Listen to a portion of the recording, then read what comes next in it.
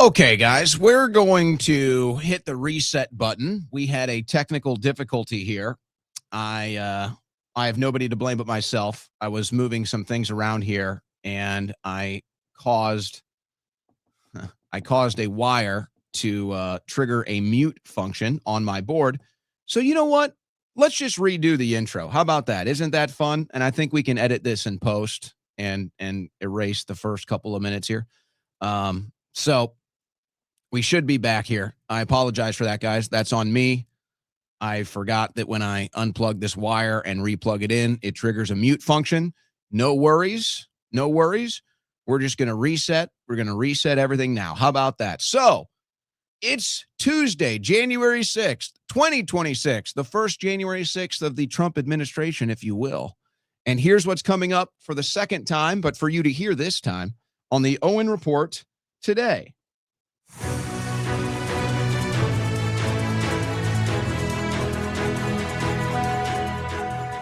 You know, I have a feeling some of you guys were enjoying the silence, actually.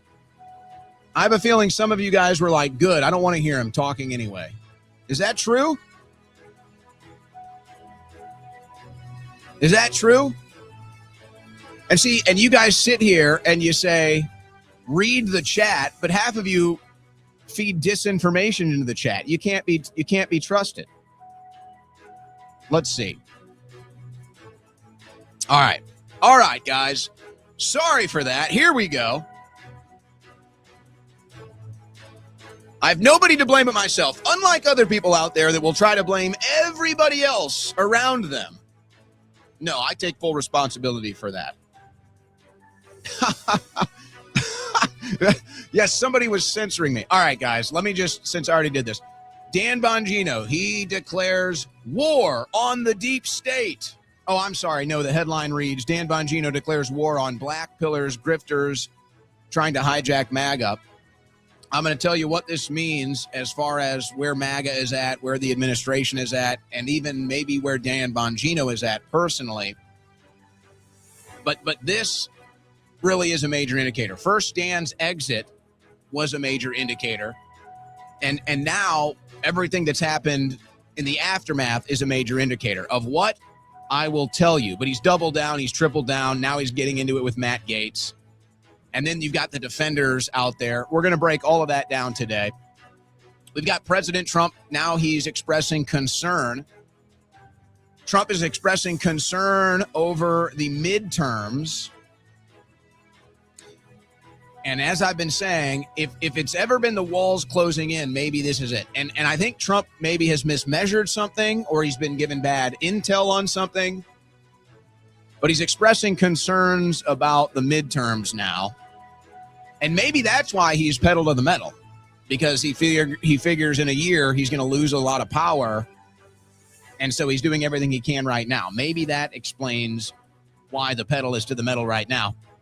Now, I do have some January 6th news in my stack today, but I wasn't going to get too much into it, but I assumed since it's close and personal to me, we might actually spend some time on that. What we have gotten, what we haven't gotten. Have we gotten justice for the January 6ers? Are we just forgetting about that? Are they running out the clock on the statute of limitations? But there is a story in the news today, so we'll have that. We have some fraud stories, and then we got a ton of geopolitics. Venezuela, Israel, it's the same story. And there's going to be a major problem that the administration has already began to run into, but it's only going to get worse now. We covered some of it with Marco Rubio. We covered some of it with the things that Trump used to say, and now he's doing the exact opposite. So these things are starting to pile up. Now you've got Hegseth today. Now you've got Gabbard today. Now you've got Speaker Johnson today. Really, the Bongino thing ties into all of it. So it's really weird. You have the new generational right that demands results, and then you just have the brainwashed, the cuck-servatives, the con inc, the grifters, the whatever, the cheerleaders, that they just cheer and do the high leg kick and wave the pom-poms no matter what. And that's really the split in the right. You can talk about policy. The real split in the right is people that demand results and the people that wave pom-poms. And now we're starting to see the difference. Now we're starting to see the difference with this administration. Who's here and actually wants to see results, and who's here that just wants to wave the pom-poms or get the access or take the pictures, the fortune, the clout, the fame, all of that. Who's here for results? Who's here for fortune and fame?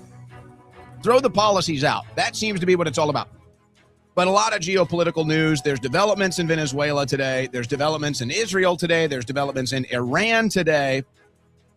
But as this administration gets farther off the path of what we elected them to do, and as this administration gets closer to neocon globalism than America first, they're going to have problems. And Bongino is going to have problems. And it's going to be harder and harder to address the American people on these obvious hypocrisies. This news update was brought to you by OwenSchroyer.store, the official site for Owen Report merchandise. Now, I'm hoping a lot of you have not had to deal with what I'm about to talk about here. But if you have, and you haven't done anything to address this, you need to go to patriot-protect.com/Owen. You see, scammers, criminals, they've raised the stakes now. There's a lot more ways for your private information to get into criminals' hands. And the scams aren't just increasing as we go into 2026. They also leap forward in their complexity. And now AI is able to clone voices, and it's able to comb through the internet to find personal information that might be out there. This is all happening. They can make a phone call that sounds like family or friends. They can dummy a phone number or an email address to deceive your loved ones. You don't want this to happen, ladies and gentlemen. You don't want it to happen. You don't want it to happen once. And for a lot of you listening, it probably has. Maybe to a family member, maybe to yourself personally. And you have to understand, a lot of this comes from these hacks. And you're thinking, well, these companies can protect me. They're giant companies. They've got security measures. And then you find out they get hacked. The scammers get inside and they get your private information and they get your phone number and your address. Maybe even your family's phone numbers and addresses. This is what happened to me. But here's what we know about these big companies that are supposed to be able to secure you. 100 million Americans were exposed in the Change Healthcare ransomware attack. 73 million AT&T customers had their social security numbers and passwords appear on the dark web. Tens of millions were affected by a Ticketmaster breach. It's very likely that one of you or many of you fall into one or more of these categories. So this is happening all the time. So what can you do? What can you do? You need to go to patriot-protect.com/Owen. And I think this is going to be just as common as the security camera on your house very soon. This might be the year. You know, having a security camera as your doorbell or somewhere in your house, 10, 20 years ago, not so common. Now, most people consider it a must-have. This is going to be the same way.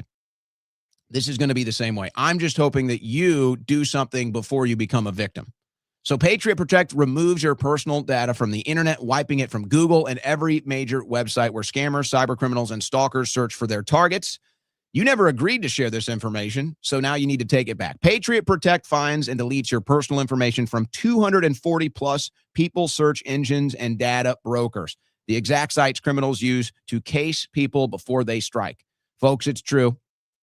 I've been a victim of this, and I don't want it to happen to you.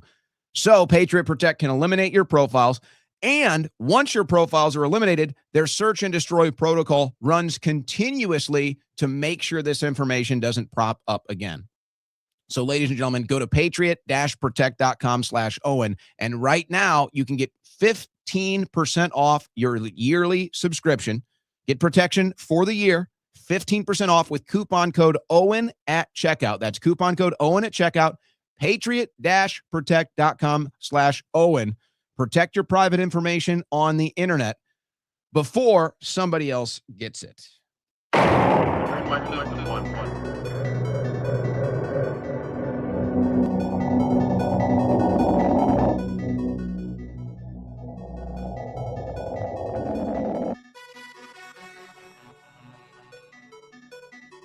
On the cutting edge of news and analysis, the Owen Report with Owen Schroyer.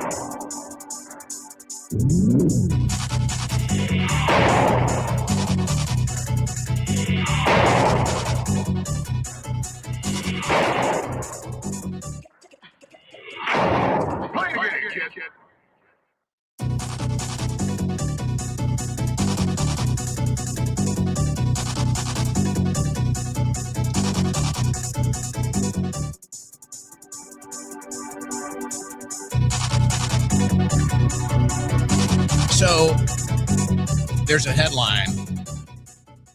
There's a headline that just went live. Trump threat to cancel elections.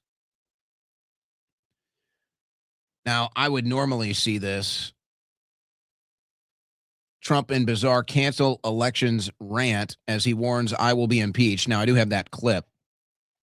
Now, so this is what they're going to make the headlines out of. He'll cancel elections. Well, I used to probably would have just tossed that aside and say, that's not going to happen. And I'd still say it's very unlikely. But, now you hear it, and it just kind of hits differently, It just kind of hits differently now that Trump is acting as an authoritarian in some ways. So it just kind of hits differently. I don't want to get distracted by that. We do have James Fishback coming on at 5 today in the third hour. That is confirmed. Made sure to triple confirm with him this time. We talked earlier. So I don't want to spend too much time pontificating on that. We may come back to that. I want to start off the show, and really this is probably the light. This is probably the light work for the day. There's a lot of heavy geopolitical news. But the Dan Bongino phenomenon, I think, is significant. It's significant to understand what it means and how it's, as a phenomenon, showing where this divide in the right really is. And you can talk about policy, or you can talk about a singular issue like an Epstein files or an Iran strike. And there might be a consistency as far as who's splitting on these issues. But I think the larger picture that's emerging now with the Bongino departure from the FBI and Bongino's response to the criticisms after his departure, as his show is going to go live sometime this month. I don't know if I haven't seen an official date, but I'm assuming it's going to be this month. So he's getting a lot of criticism, and he's declaring war. Now, before I get off into that, the split seems to be, and this is why it's so crazy to see Dan Bongino and others taking the other side of this. The split seems to be, it's people who demand results and people who just want to cheerlead. People who just want to wear the jersey, wear the hat, wave the pom-pom, do the high leg kick, and cheerlead. And then there's people that actually want results. So it's like, yeah, you look at the issues, look at the Epstein files. We want results. We want to see the names of the clients that Jeffrey Epstein was either doing money laundering or sex trafficking for. And then all of the top names die in suicide events in prison. It's like, no, we want results from that. We want to know who is being controlled by this blackmail operation, and we want to know why and who was benefiting and who was running it. We want results on that, and then we want something conclusive so that we can understand it and make sure it never happens again, and maybe even try to reverse all the damage that was done because of it. So that's where people on the right say, we want results. And then the cheerleaders, the pom-pom wavers, the high leg kickers that seem to just want access. They want to take a picture. They want some fortune. They want some fame. They're just appeased as long as somebody is there cheering them on. They're just appeased as long as there's some hype. They're just appeased as long as there's some slop on the plate in front of them. It's like, just give us something to kind of put out there and cheerlead and do a high leg kick, and we'll be okay with that. And if you can get me into Mar-a-Lago a couple times, if you can get me into the White House a couple times, if you can get me that picture a couple of times, if you can boost me on social media a couple of times, then we'll be all good. We'll be all good.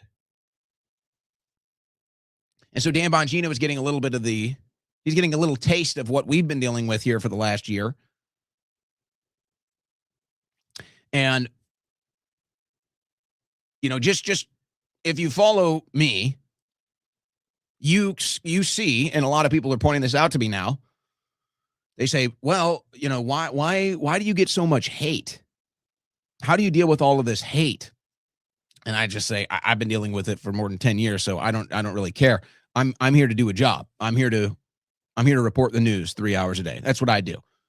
As far as haters are concerned, I think it's fun. But now Bongino enters himself back into the social media world, back into the media world, and he's getting the other side of that hate, and he doesn't know what to do.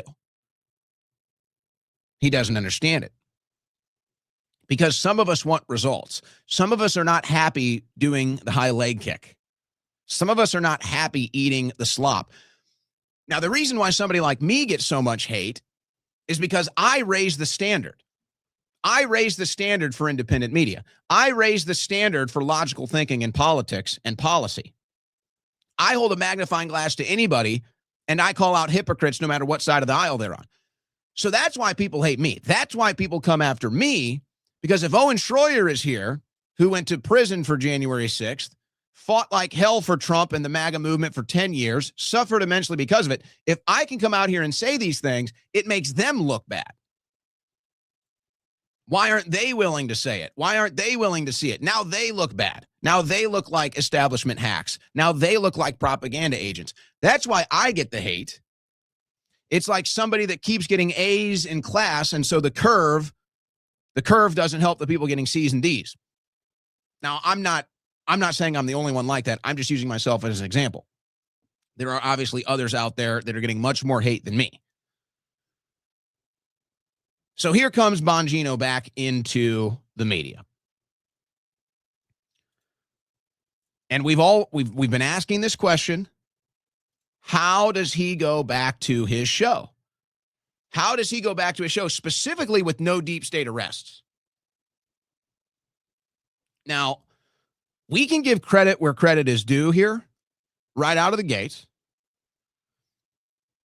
And we have no problem in doing so. Did the FBI, under Kash Patel and Dan Bongino, increase their arrest of violent criminals? Yes. Did they increase their arrest of drug trafficking? Yes. Did they increase the arrests of sex trafficking? Yes. Are homicide rates down in the United States? Yes.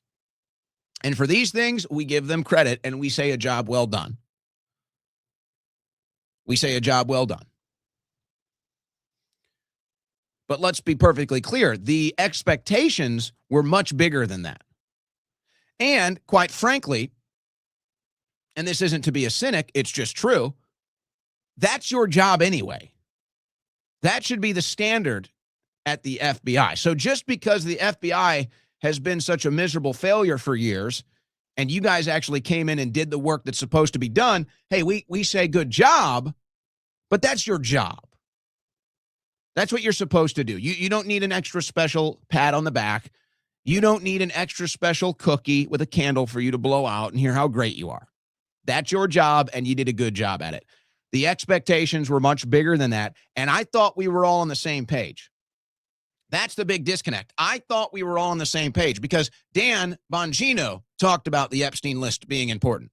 Dan Bongino talked about January 6th being an inside job.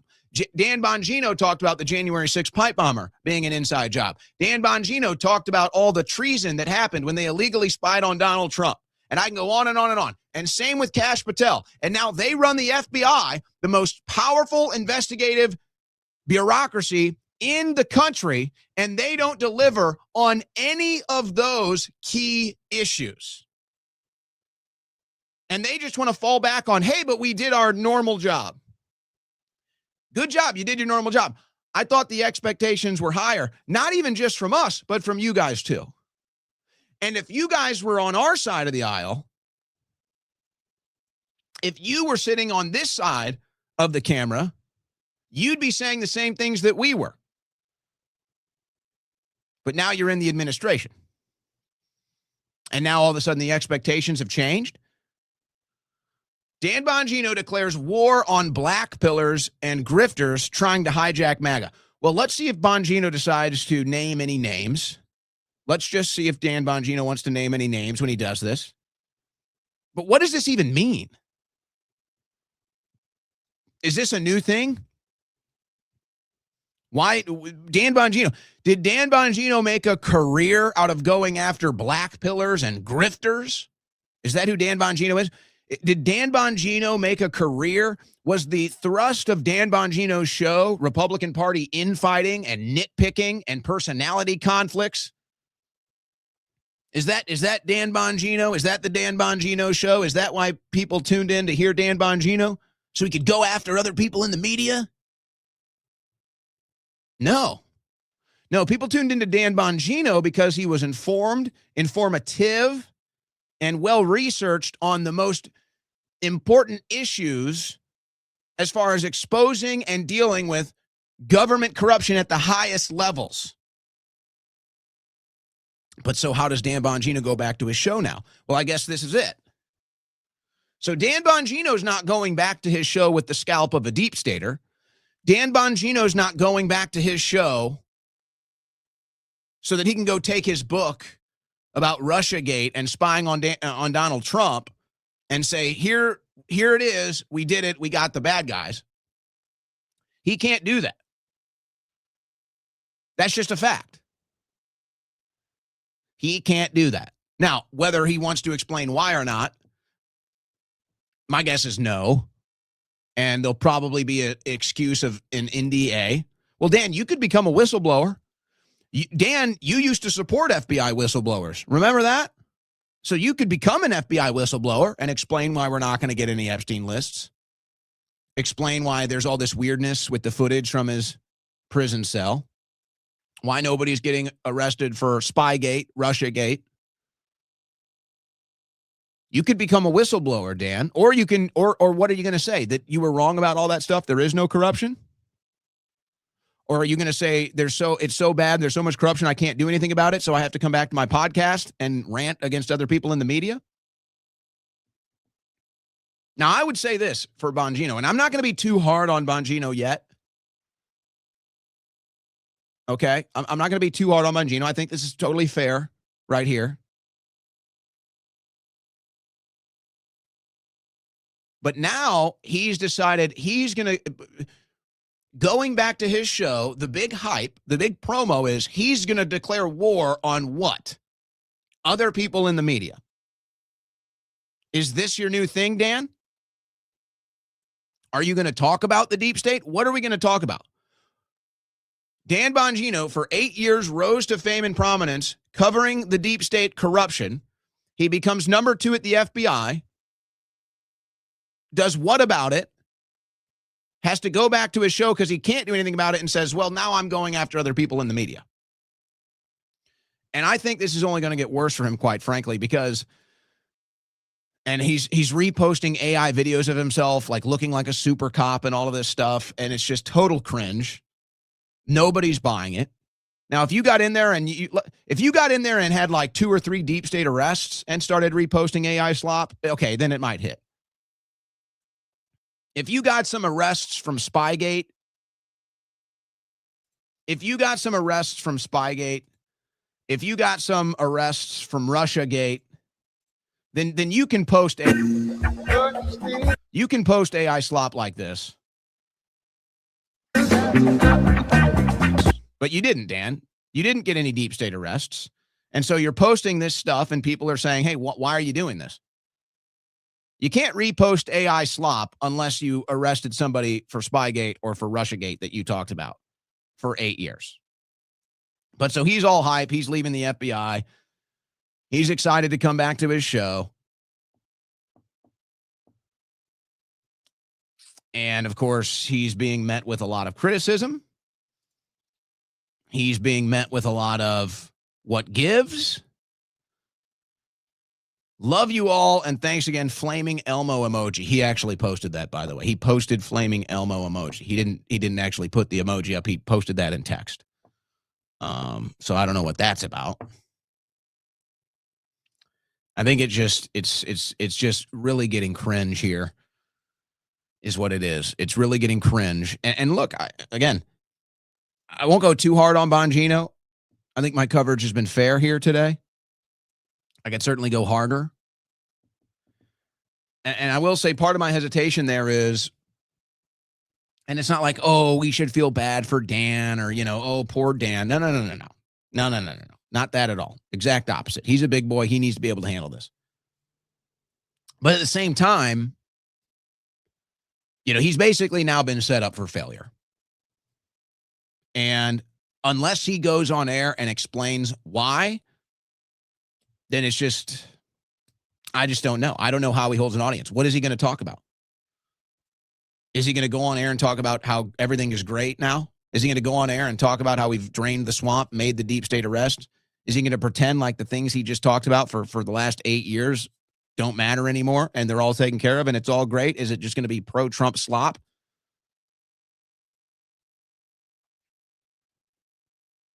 But yeah, I don't know what you do. I don't know what you do if you're Dan Bongino. I don't know what went on behind the scenes. But he's obviously not handling this well. And I don't know Dan Bongino personally, so I don't know if this is just a bad reaction to a bad situation. I don't know if this is Dan Bongino's ego taking a hit, so he's crashing out. I don't know Dan like that. I know people that do, and they're telling me one thing.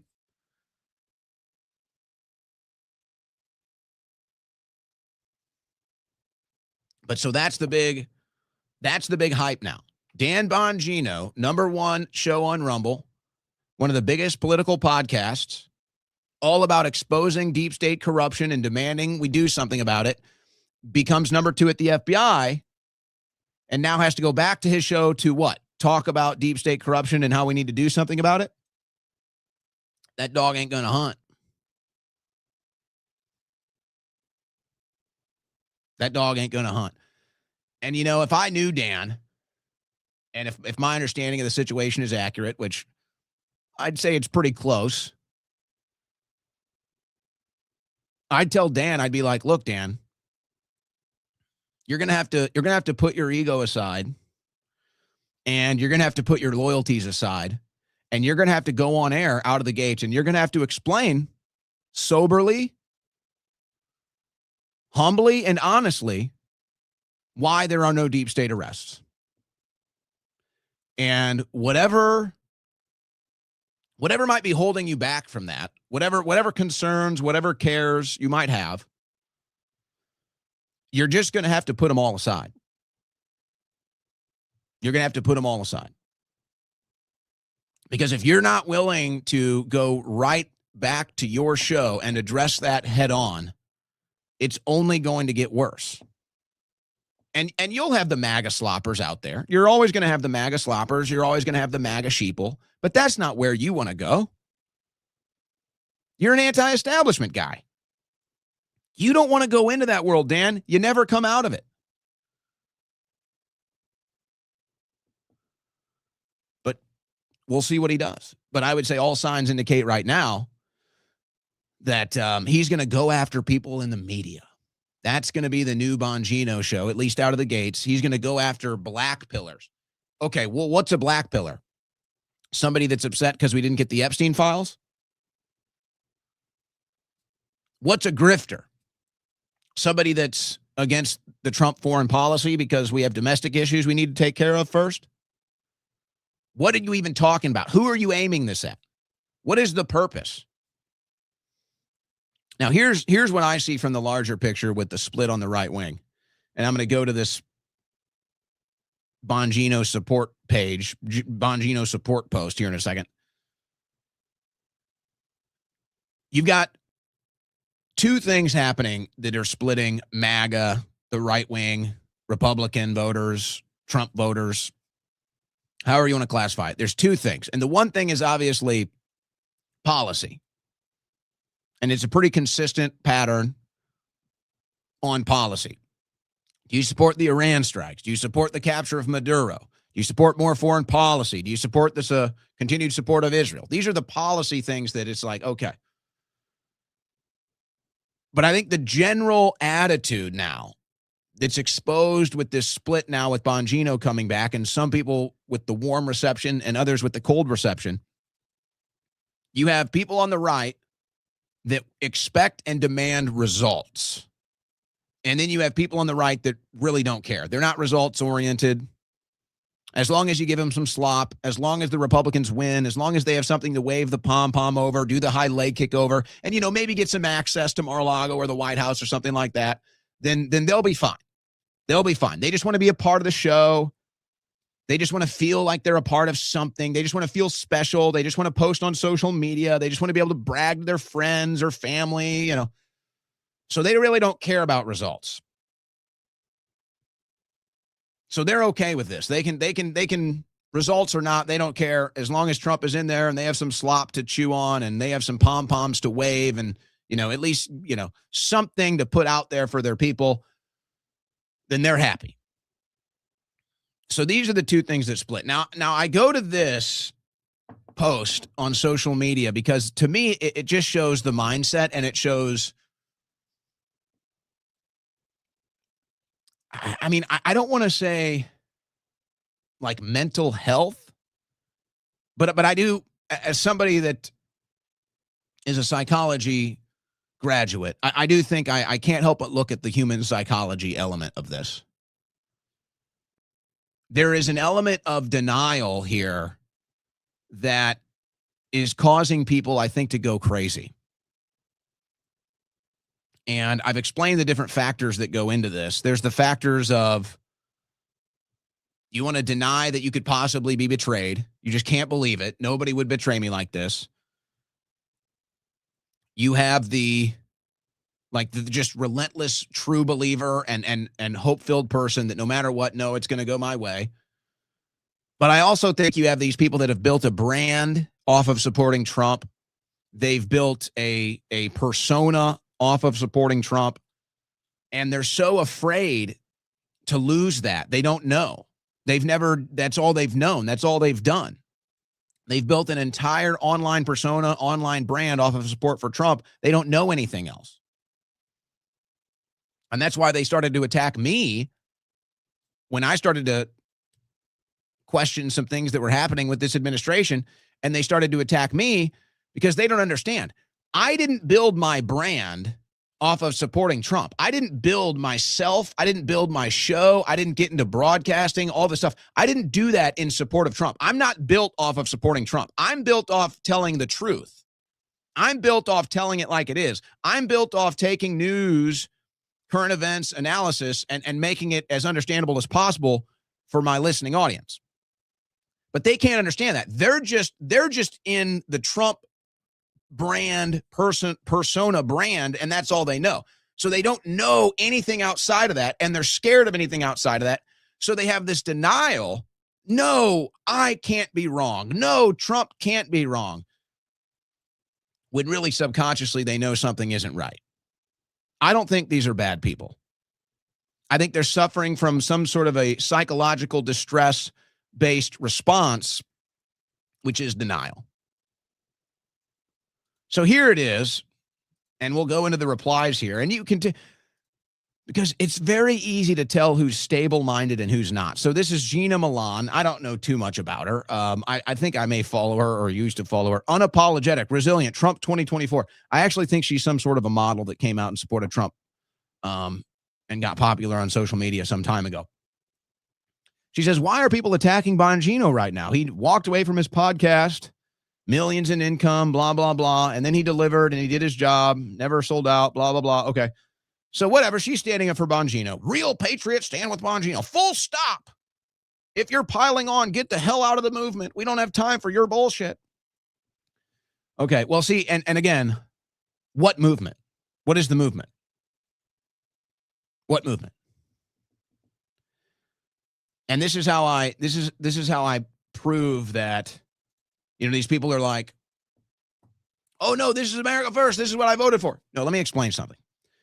If this administration would have released the Epstein files, if this administration would have cut all the foreign aid, if this administration would have made some deep state arrests, how many people right now are complaining, why didn't we capture Maduro? Zero. Zero, zilch, nada. If we got deep state arrests, Epstein disclosures, how many people are coming out to say, why didn't we strike Iran? Nobody. I mean, maybe Ben Shapiro and Mark Levin, but nobody. This is not what people voted for. This is not the America First policy. Now, you can discuss why Trump is doing this, and you can say it's because of the donor class. You can say it's because of the Israeli lobby. You can say, well, he's going for global dominance. You can say he's got a larger trade vision. So fine. Let's at least have the discussion on the real playing field. Let's at least have a discussion in reality here. But they're not even interested in reality. It's literally just everything Trump does is great. And now he's taking advantage of it, by the way. Now he's taking advantage of it, and because he knows that that's true. So she stands with Bongino, and if you don't, you're not a patriot. Oh, okay. Yes, you can decide. Now here's what happens. So people are putting fair points out there, like he was appointed for over a year. He whiffed and quit. Nothing about the government gangsters or pedophiles, just local crime stuff that is routine for a functioning FBI. So there's an actual point. Her response is, you sound like a Candace viewer. So in other words, you have no response. You can't respond to that. There is no response. All you can do is attack. All you can do is name call, just like the left. Here's another one. He'll go down in history for protecting pedophiles and human trafficking, period. The response, you sound dumb. They can't deny it. They can't deny it. There is no denying it. So I could sit here. Look at this. This attack on Bongino better have never quit a job or anything else in their life. Hypocrites. What do you? So first it's, he's a patriot because he quit his job. And now he's a patriot because he quit his other job. But nobody else is allowed to quit. I mean, folks, they're spiraling. This is what happens. This is what happened to the woke left. They're lost in a world that doesn't exist. And they're living in denial, and now they're spiraling. You can only lie to yourself for so long. Eventually, it catches up to you. And in this world, that means you lose elections.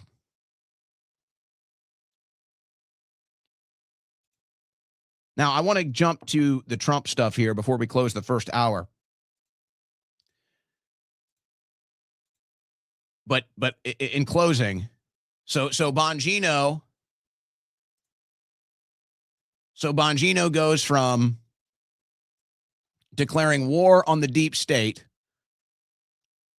gets into the FBI, no deep state arrests, leaves the FBI, and declares war on what? Independent media?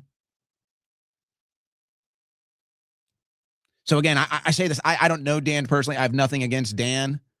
This is somebody who followed his show, you could even say religiously, for years. It was part of my daily media consumption routine. I doubt it'll last more than a couple days or weeks when he comes back, but we'll see what he has to offer. So this is somebody that's supported Bongino, likes Bongino, has listened to his show. I don't know him personally. This has not come from some anti-thing against Dan or anything like that. This is from a fair, neutral observer who has listened to Dan Bongino for years. Dan, you're coming off as a fake tough guy who is trying to cover for the fact that you got no deep state arrests, and so you're covering with this bravado. You're trying to cover that up with this bravado and this hype that you're going after other people in the media. Nobody cares about that. I don't care about that. I want to know why there's no deep state arrests. I want to know why we can't get any Epstein clients arrested. I want to know why Epstein was able to not kill himself in prison and the security footage is gone. And you guys gave us edited security footage. I want to know why there's no Russiagate arrests. I want to know why there's no Spygate arrests. That's what I want to know.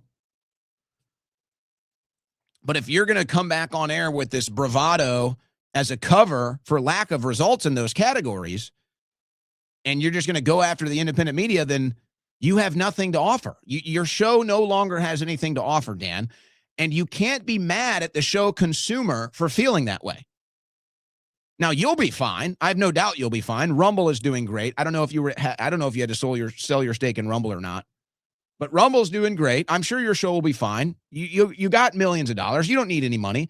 I hope the issues that you've had in your personal life dealing with all of this, I hope that settles for you. I hope that you're able to deal with that in a healthy way. I know it's difficult to do that in media too, by the way, Dan. I do. But again, this is not from a negative place. If this message ever gets to Dan, if you think this big bravado tough guy thing going back to your show is going to cover for the fact that you can't bring a single deep state scalp to your desk, it's not going to work. So you can attack Candace Owens or Nick Fuentes or myself or whoever it is or Brianna Morello. You can attack these people as much as you want, but it's not going to change the circumstances when you open that microphone and you have to explain to your audience why there's no deep state arrest. And if you decide that you're going to declare war on the independent media or now the right-wing anti-Trump media, however you want to describe it, if you think that's going to cover for this, or if you think that's what people are going to want, you're just going to be talking to sheeple. And you can't blame your audience that's been consuming you for years talking about deep state corruption and demanding deep state arrests. And then after you being number 2 at the FBI, going back to that desk with nothing on the big things you talked about for years, you cannot be mad at your audience for that, Dan. You can't. So you can either explain why, or you can insert yourself into this divide and, in my view, end up on the wrong side of history. So I'll leave it at that. Now let's go to Trump. It seems like even Donald Trump is starting to get it. Now, I said the walls are closing in a couple months ago, and that was more of kind of like it was kind of a joke. It was a real thing. But I was just using the propaganda headline that they've been running against Trump for years. And they just say, the walls are closing in. Well, it's been fake. That's been fake, I would say, until the last couple months. Now I do think they're closing in, and I still am suspicious that he's been set up for impeachment, by the way. I mean, folks, Donald Trump is just a man. Let's not forget the first 4 years. Let's not forget what Chuck Schumer said. Now, again, I'm not saying I happen to like J.D. Vance. I happen to like Pete Hegseth, Marco Rubio. I don't know, but he seems to be all right in this administration. Folks, these are all anti-Trumpers. These are all originally anti-Trumpers. Do you understand this? Do you get what I'm saying here?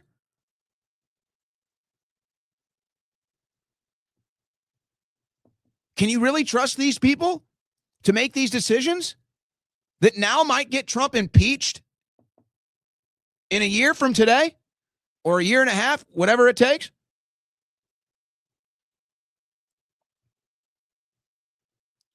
You take on the intelligence agencies, they have 6 ways of Sunday of getting back at you. That's Chuck Schumer. Do you think that just died and went away? You don't think people are in there giving Trump bad intel so that he slips up? You don't think people are in there putting banana peels all over the Oval Office so that he slips on one? Don't be so naive. He's surrounded by never Trumpers. Now, maybe he's with them now. All signs indicate he's with them now. And so maybe he thinks, oh, well, if I join the establishment in this shape, in this regard, then I'll be okay.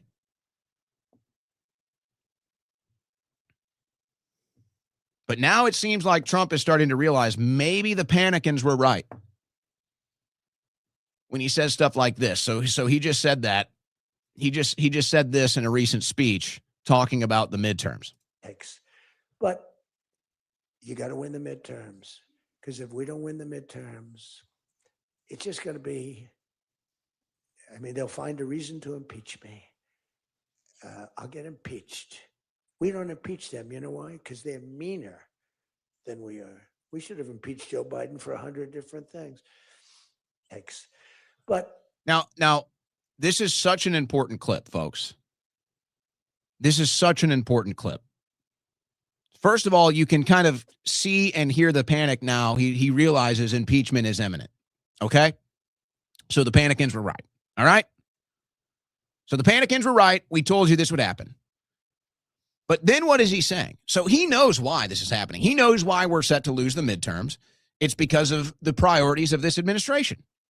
It's because of the close relationship with Netanyahu. It's because of the Iran strikes. It's because of closing Doge. None of this is popular. And he knows that. So all the Republicans can offer you now, including Donald Trump, all the Republicans can offer you now is, well, we don't deliver on any of our promises, and we prioritize foreign and special interests, but you got to vote for us anyway. That's the campaign message. And remember, now we'll see if this ends up happening. The plan is to have Trump campaigning for the midterms. The plan is to put Trump on the campaign trail. Do you guys understand how insane this is? Trump is the president. All Trump has to do is have good policy and good results. That's all he has to do. Why is he campaigning? Make some deep state arrests. Expose the Epstein pedophiles, money launderers. Stop all the foreign aid. Stop all the foreign wars. So he doesn't deliver on the promises. The results are not so popular, even in the right wing. And so all he can say is, well, just vote for us anyway.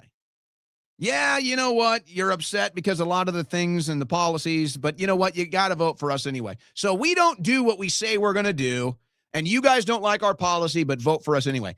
That's your pitch? That's your midterm pitch? Help me not get impeached by voting Republican? That's your pitch? Help me get elected? Help me win the midterms so what? I can protect Netanyahu? Help me win the midterms so we can continue to increase the debt and give more money to foreign aid and foreign interests and special interests? That's your pitch. And you're going to be stunned, just like Dan Bongino. You're going to be stunned when it doesn't hit. So, okay, so that's a pretty important moment right there. It's like, you got to vote for us because, well, you just got to. It's like, sorry, you don't like what we're doing, and, you know, we haven't really been doing what we said we were going to do, but you just got to vote for us anyway, otherwise I'm impeached. Well, boy, who cares about that now? You know the only people that care about that, if you take things at face value, the only people that care about that are the billionaire class, the tech billionaire class, the energy billionaire class, and the foreign lobbyists. Those are the only people that care now. The average Trump voter is still out there getting crushed. So that just doesn't ring. But here, listen to it again, and then there's one more very important thing he says at the end. But you got to win the midterms, because if we don't win the midterms, it's just going to be, I mean, they'll find a reason to impeach me. I'll get impeached. Folks, he already knows it's coming. They all know it's coming. And maybe this is why he's pedal to the metal with all of this policy to benefit his donors. Because he knows now he's got about a year left to do it, and then he's impeached and everything is screwed. So again, he doesn't even have anything to pitch to you. So they all know it's happening. They all know it's coming. And he's the president, and all it takes is good policy and good results, and he can't deliver it. So he just says, vote for me anyway. Impeach them. You know why? Because they're meaner than we are. We should have impeached Joe Biden for 100 different things. Now that part right there might even be more important. And this is why Trump's approval rating is falling. This is why Bongino is dealing with the criticism. Says, oh, well, we didn't impeach them because they're just meaner. Hold on a second. Whoa. Mr. President, you have implied that the Democrats and your opposition are committing treason multiple times, and you have used the word treason. Okay? We have a Republican Party with the House Oversight Committee and the House Judiciary Committee that ran an investigation into the Biden crime family, and we found beyond reasonable doubt that they were engaged, the Bidens, in a pay-for-play access scandal. Millions of dollars, multiple countries. So hold on a second. Those are crimes. These are crimes. And nothing ever happens and no arrests are made. And all you say is, well, this is just because they're meaner. So what are we saying? So we let criminals go now? Is that what we're saying? Because that's what it sounds like to me. And that's the perception. And that's not popular. And that doesn't win elections. So that's now. So the first thing they say is, well, we're going to lose the midterms because our policies aren't really popular and we didn't do what we said we were going to do, but you got to vote for me anyway. Just vote for Republicans anyway, just because you got to vote. You got to vote or I'm going to be impeached. Yeah, the only people that care about that are the billionaires. That's all. That's the only people that care about that now. And then they say, well, you know, the Democrats do all this stuff because they're meaner. What? I thought they were criminals. I thought that was the point. I thought they illegally persecuted you. I thought they illegally persecuted your followers, your supporters. This isn't about who's mean and who's nice. This is about they're criminals. They committed crimes. You agree with us on that, and none of them have been arrested. Yeah, you want to avoid impeachment? Arrest the damn criminals. You want to avoid getting impeached? Arrest the damn deep state. For whatever reason, we can't. Or maybe that's what they're going to say. There is no deep state. We looked into it. There is no deep state. It doesn't exist. We made it all up. We're sorry. Where do you go from here? They're meaner than us? I thought they were criminals. I thought we were all on the same page, that a bunch of criminals were in D.C., and more specifically, the Democrat Party, and we were going to arrest them and drain the swamp. What happened? Now it's, oh, they're just meaner. I thought they were crooks. I thought they were criminals. I thought they committed treason. Your words. And now it's just, well, they're just meaner. So this is what they have to offer you for the midterms, folks. Gonna be fun. You're listening to the Owen Report on the Win Network.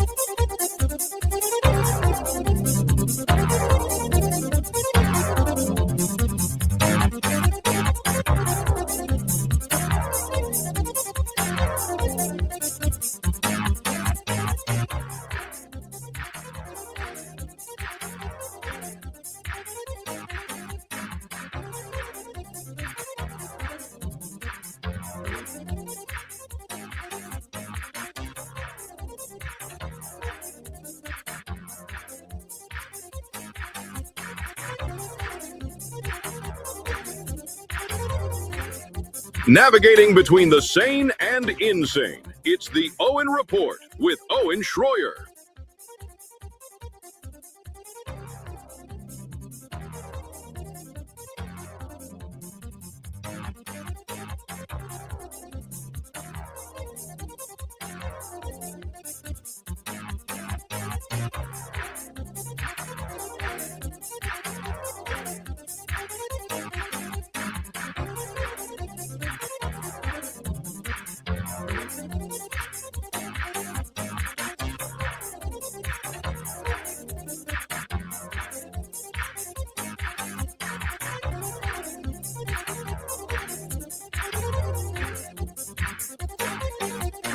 They're meaner, guys.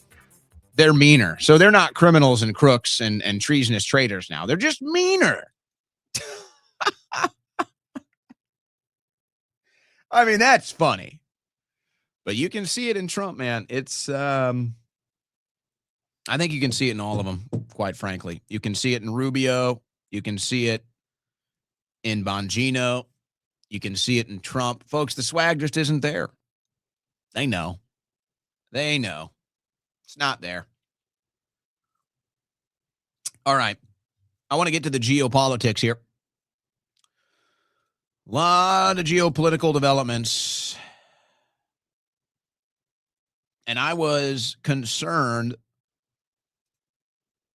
somebody was setting Trump up with these boat strikes and maybe even now the Maduro capture. Calls for Trump's impeachment gain momentum amid fallout over Venezuela operation. I think he was set up for this, folks.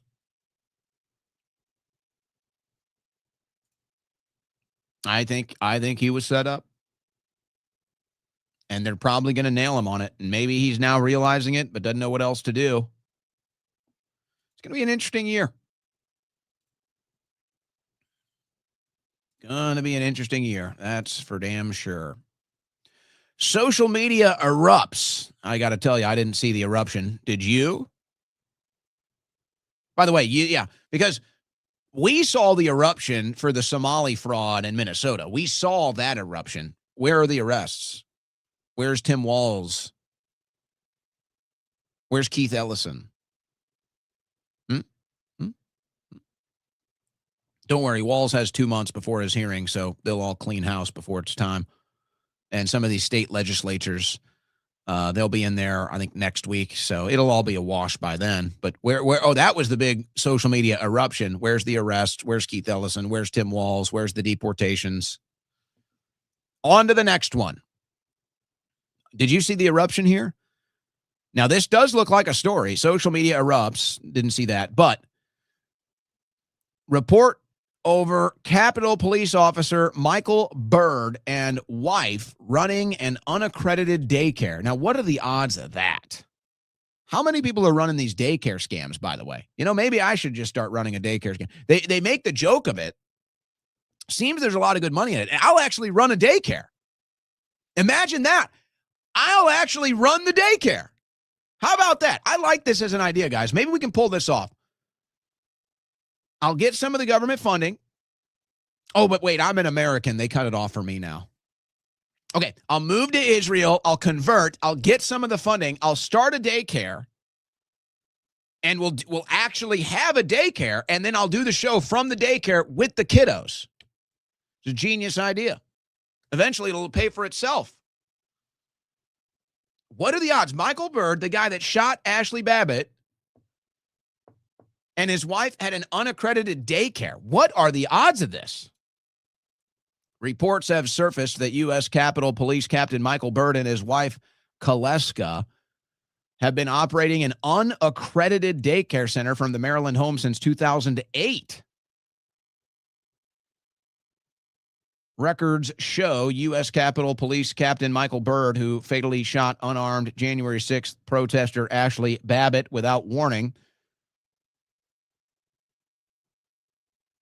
has been running an unaccredited daycare center with wife Kaleska from their home since 2008. This is being reported by Red State.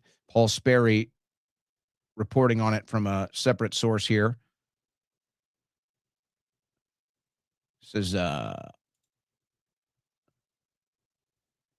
is the actual site, I suppose, right here is what he's linking to. Looks like it's in their home. Looks like it's set up for a daycare. That could be staging. We will run a daycare. We will run the Owen Daycare and the Owen Report. And we will actually run a daycare, and it'll be the best daycare ever. And those kids will have the most fun they've ever had, and they'll learn a couple of things in the process. We'll say the Pledge of Allegiance. We'll pray to the Lord God. I wonder if any of that's going on at the Michael Byrd daycare. Supposedly here is where you're at. That looks nice. What are the odds? What are the odds of that? Everybody's got a daycare scam, huh? Everybody's got a daycare scam. So Musk has come out talking about this. They uncovered a $7 million Snap fraud scheme in Boston. And Elon Musk covering a lot of this fraud on X, giving it some much needed boost and attention. $500,000 a month stolen by a single fake store with fraudulent food stamps. Snap. Now, see, that's why true conservatism, true political conservatism is the smallest possible government. The smallest possible government that we can have. That's political conservatism. And here's why. Because when you have a small government that has little to no welfare, then you have little to no fraud. See how that works? So we try to conserve our country by not opening up the doors and the opportunity to fraud. But when you have all of these massive welfare programs and all of these massive spending programs, then you're just opening it up for fraud, and now we're seeing it. And Musk also followed up and said he saw $700 billion of fraud every year in the United States in their books. $700 billion in fraud every year. And it's like, you see this and you say, where is the outrage? And it shows you how really the right wing is just as brainwashed as the left, unfortunately. And that's kind of the big letdown for a lot of people right now, is we thought the right wing got better than this. We thought the right wing learned and figured out how the game is played, but it turns out most of them are just as brainwashed as the sheeple, or they are the sheeple now. Where is the outrage? Hey, we caught the Minnesota fraud. That's great. That's great. Let's wait and see what the results are. But okay. Now, $700 billion in fraud annually. $700 billion in fraud annually. Where are the mass arrests? And instead, they shut down Doge because they didn't want there to be mass arrests. Instead, they shut down Doge and gave Musk an ugly exit because he actually wanted to do something about this. And he got in there and found out that nobody else was serious. This wasn't the real agenda. He was fooled. They lied to him. And he didn't take it very well. Now he's kind of re-cozying up or playing ball, at least to a certain degree, whatever. I'm not too judgmental of Elon Musk in all of this. Others have wanted me to be more critical. I'm not going to do it. He remains in a 51. His approval rating with me is still above 50. It's a 51% for me, approval rating. Maybe higher, but we'll leave that aside. Where's the outrage? See, MAGA cannot be outraged by $700 billion in fraud, because then they'd have to be upset at the Trump administration for not doing something about it. You see how that works? So they pick and choose with their selective outrage. And this is why the pandemic policies were such a disaster. Second state lawmaker charged with pandemic fraud. State Representative Karen Bennett, a longtime Democrat legislator, has pleaded not guilty to charges of fraudulently obtaining unemployment benefits in 2020. Well, she's going to get caught just like the other one. Or the charges will eventually stick, or she'll plea. We'll see. But they caught these people, and she's not the only one, but they caught these people taking the COVID money. And the stipulations were either your business had to be shut down or your income had to be stopped, whatever it was. And it turns out their income never stopped, their business never shut down, and they took these loans out anyway. So they caught committing fraud. And it's a tiny little thing, but this is how it happens. And this is why we're just against the government spending. This is why we're against the massive government. And it's like, how many conservatives are really left? So, hey, whatever. You don't like Thomas Massie, and you get upset because he takes on Trump head on, and he sticks to certain issues. Thomas Massie is like the only true conservative left in the Republican Party in the House. Like, he's a true conservative.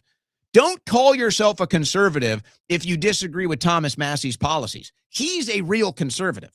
Don't call yourself a conservative unless you're ticked off with the spending and $700 billion in fraud every single year because the government is so big and so expansive and there's so much waste, fraud, and abuse that it's just easy for hundreds of billions of dollars to get stolen. Don't call yourself a conservative unless you're outraged with that. Don't call yourself a conservative if you're for regime change wars and nation building and all this stuff. None of that is conservative. Now, if you support that, that's fine. Again, if you support that and you're behind that, hey, okay, just be honest about it. Be honest about what it is. But don't call yourself a conservative. That is not conservative. But here you go. Here's the recent regime change war. So Maduro due in court, and the court documents and the allegations drop, and this little ditty hits. Justice Department drops claim that Venezuela's Cartel de los Soles is an actual group. Last year, before capturing President Nicolas Maduro, the Trump administration designated a Venezuelan slang term for a drug corruption in the military as a terrorist organization and said he led it. So they've retracted the claims. The new claims are, let's see if I can find the quote. Yeah, right here. Prosecutors are now accusing Maduro in participating in a drug trafficking conspiracy, but they abandoned the claim that Cartel de los Soles was an actual organization. Instead, they revised the indictments so it states it is a patronage system and a culture of corruption fueled by drug money. So their original claims that he was a drug kingpin, they've dropped. The original claims that he was in charge of this gang, De Los Soles, they've dropped. They've dropped it. So now they're just saying, oh, there was corruption in the Venezuelan government, and so we're bringing you in because there was corruption in the government. So cool. So when do we bring in the corruption, the people responsible for the corruption in the United States government? America first, right, baby? Drain the swamp. Deep state arrest. Yeah, we're arresting Maduro for corruption in the Venezuelan government. Okay. When did we arrest people for corruption in the U.S. government? Or does that not exist anymore? Or do we not care about that anymore? Or did we lie about that from the beginning?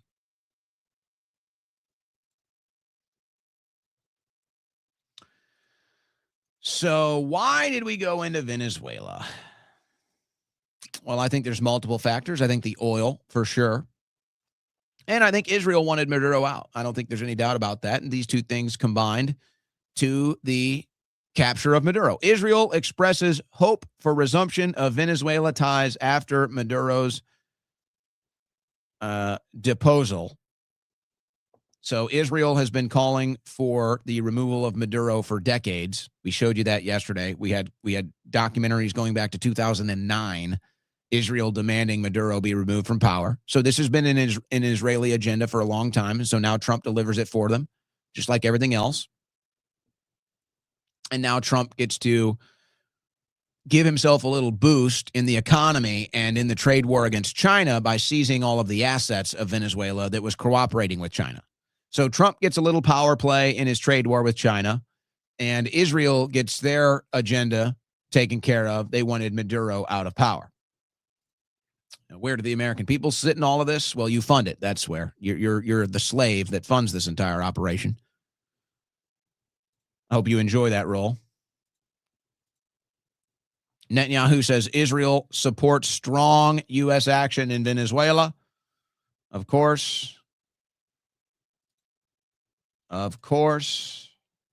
And then in Netanyahu's recent speech, restoring freedom and justice, Israeli government praises Maduro's capture. And then I've got the actual clip of Netanyahu's speech saying that with the translation here. So here's the actual clip of Netanyahu saying that, translated to English.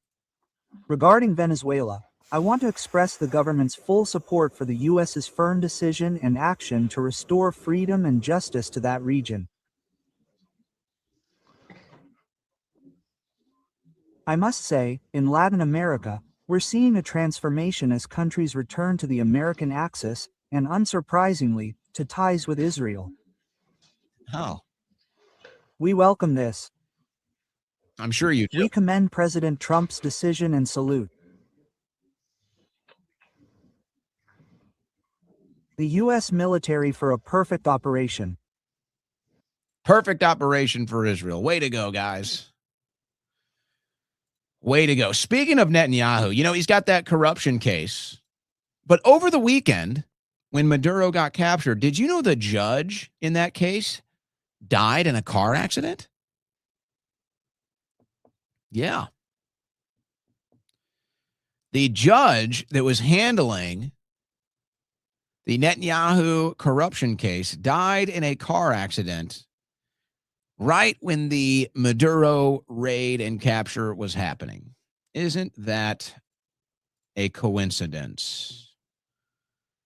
Beersheba District Court President Benny Sagi killed in shocking crash on Route 6. So a vehicle came off road and slammed into him and killed him, the judge in the Netanyahu corruption case. Hard to believe that's a coincidence, isn't it? Hard to believe. What do we have here? Oh, yes. And this is all happening at the same time as well. Massive protests in Israel against Netanyahu wanting government reform and judicial reform. So this happened the day before. This protest in support of the corruption case against Netanyahu, this happened the day before the judge died. This happened the day before the judge was killed in a car crash, right here. Massive protests in support of that case. So now the Trump administration has aimed itself against Cuba. We've heard that. We've heard it also against Colombia and Venezuela. Now, I'm going to play this clip. So we've heard from the response from Venezuela. We've heard the response from Colombia. Now, let's hear the response from Cuba. Cuba's solidarity and support to the brotherly people of Palestine, victim of more than 75 years of colonial occupation, flagrant violations to their legitimate rights as a nation, submitted to cruelty, aggression, collective punishment, and apartheid. Over the last 11 months, the Israeli army has massacred more than 40,000 civilians. In that indiscriminate and disproportionate massacre, this has killed more boys and girls than men and women. They die with the complicity and weapons contributed by the government of the United States, with the complicit silence of others. We pay tribute to the more than 220 aid workers of this organization who have also been killed. Cuba's position is clear and unequivocal. President Miguel Díaz-Canel Bermúdez has said, and I quote, "History will not forgive the indifferent, and we will not be among them. The genocide against the Palestinian people must end unconditionally and without further delay." Israel, with the complicity of the United States, has brought the world to the brink of a major world conflict. The irresponsible aggression against Lebanon, Syria, Iran, and the people of the Middle East will have consequences that are hard to predict. Yeah, so we're invading Cuba, aren't we? Yeah, we're probably going to go ahead and just invade Cuba after a speech like that, I imagine. Now, so you have the leaders of Venezuela, the leaders of Colombia, and the leaders of Cuba now all coming out and saying, we're being targeted by the Zionists, we're being targeted by Israel, but Trump and America is the weapon that they're using against us. Now, you may agree, you may disagree. Or you might even say, well, that's good. But this is what's incredible. This is what the world has realized. This is what these foreign leaders have realized. This is what most people in America have now realized. That the most influence as far as U.S. politics is concerned, as far as U.S. policy is concerned, and most directly foreign policy is concerned, the number one influence are the special interests and the donor interests, the foreign interests. And the number one benefactor of all of these things continues to be Israel. The number one influencer and the number one benefactor continues to be Israel. Now, all right, I already know there are people pulling their hair out and they deny it, they're sick of it, whatever. This is the conclusion that people have reached. This is the undeniable conclusion that people have reached, and they've reached this conclusion because they're paying attention and they see where the influence is coming from, where the benefit is going. And so leaders all around the world and American people have all reached the same conclusion, and it's never been more obvious, obviously. So that's why everybody's reaching it. It's never been more obvious. It's never been more in your face. And so here you are. So they're all calling it out. And they're sitting here saying, well, what the heck is going on? Since when is America aimed against us? Since when is the American military aimed against us? And they know there's no support from the people. There's no political movement of people saying, go into Maduro's Venezuela, go into Cuba, go into Colombia. It's not there. Like I said, if you deliver the Epstein list and you deliver deep state arrests, how many Americans, how many Trump voters are standing up today saying, why didn't we invade Venezuela? Why didn't we invade Cuba? Why didn't we invade Colombia? Zero. That's how many. But if and when they invade all three of these countries, people will stand up and say, why didn't we get the Epstein files? Why didn't we get deep state arrests? Because that's what people actually want. So now the world just sees it. They realize it. They know this isn't coming from the American people. So they're addressing it where it's actually coming from. And they're saying it's the donor class, it's the special interests, and it's the foreign interests that are doing this. Everybody's reached the same conclusion. All neutral, honest observers have reached the same conclusion. And eventually, because this only goes one way, eventually, the people that haven't reached that conclusion, eventually they will too. It's only going one direction. Eventually, everybody's going to reach that same conclusion because it's right in your face. There's never been more evidence. It's never been more obvious. Trump brags about it. Netanyahu brags about it. So there's really not much more time left to deny this. And maybe that's why Trump is pedal to the metal right now. Maybe that's why Netanyahu is pedal to the metal right now. These are old men. These are old men, and they've probably just decided between the two of them, or whoever has decided that, you know what? We're just going all the way with it. Screw it. Who cares? So yeah, regime change, war, foreign interests, special interests. That's who's going to get what they want, not the American people, not the Israeli people.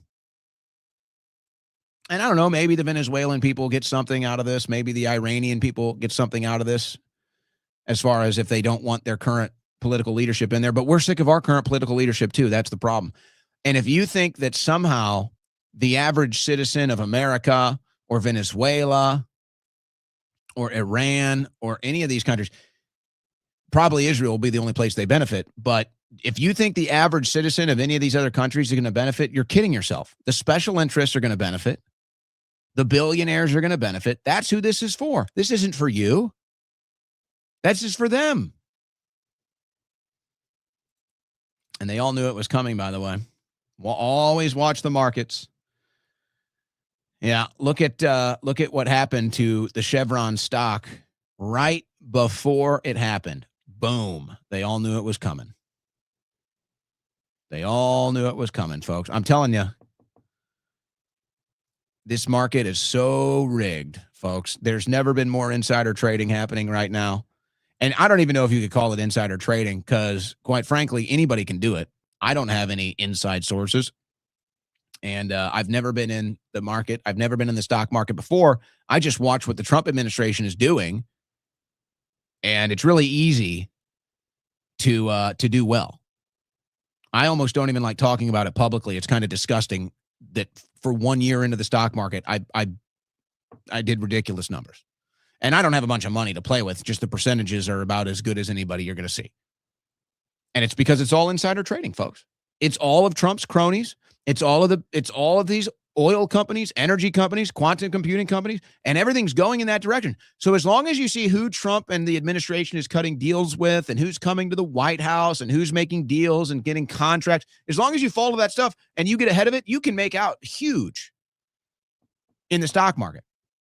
So yeah, if you're sitting here at the end of the year, oh, Trump is about to give the oil companies Venezuela, get in, and then there you go. It's that simple, folks. Now, this is what's so crazy about it. Let me connect some dots for you on this Venezuela situation. If you want to see how absolutely insane this is. Citgo is a crown jewel of Venezuela's oil industry. Elliott is set to reap the benefits. The hedge fund could soon close its proposed takeover of the refiner and profit from any bump in oil production from the Latin American country. Now, they have refineries, I believe, in Louisiana and Texas, maybe California, too. I think there's 3 or 4 states they have refineries. I know it's Louisiana and Texas. It was a big story in Texas. It's where I'm at. So you say, okay, American companies. Well, it's going to be the billionaires that benefit. So, okay, activist hedge fund Elliott Investment Management. All right. So they're about to reap the whirlwinds of this. Could be billions of dollars, tens of billions of dollars. All right. So you read on here, think, all right, who's making these deals? Who's cutting these deals? Well, one of them would be Paul Singer. Where does his name first pop up here? Yeah, Paul Singer. Elliott's billionaire founder, Paul Singer, stands to make billions of dollars on his distressed Citgo investment now that this administration has taken over Venezuela. Thomas Massey calling it out. Paul Singer has spent $1 million to try to unseat Thomas Massey. He's also a donor to the Trump administration. So now you see what's really going on.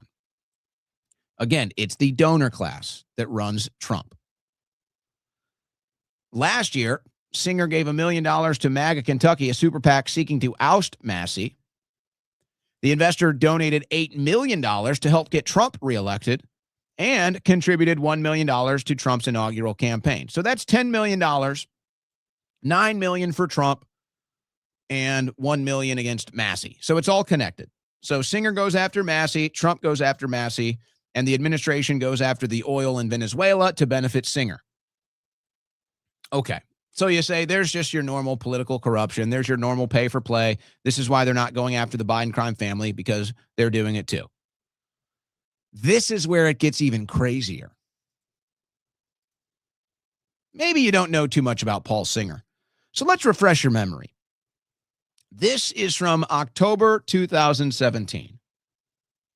Conservative website first funded anti-Trump research by firm that later produced dossier. What? Who are we talking about? Paul Singer. Paul Singer was part of the push of the Trump dossier. What? The Washington Free Beacon, a conservative website funded by a major Republican donor, first hired the research firm that months later produced the Democrats' salacious dossier describing ties between Donald Trump and the Russian government.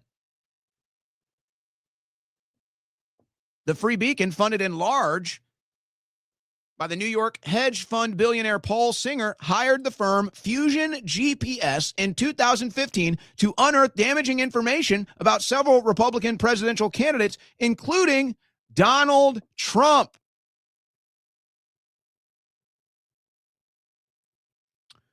Hillary Clinton's campaign and the DNC begun paying Fusion GPS in April for research that eventually became the basis of the dossier.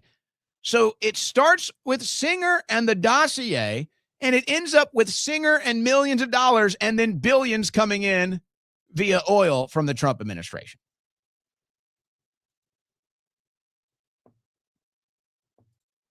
How you like them apples? Venezuelan raid enriches MAGA billionaire. The ouster of Maduro is a financial windfall for a prominent Trump-supporting billionaire investor, Paul Singer, who once helped fund and push the Fusion GPS Steele dossier against Trump. This is who runs your country, folks. This is who runs this administration. Don't kid yourself. Don't make excuses. Don't get complacent. Understand what's happening.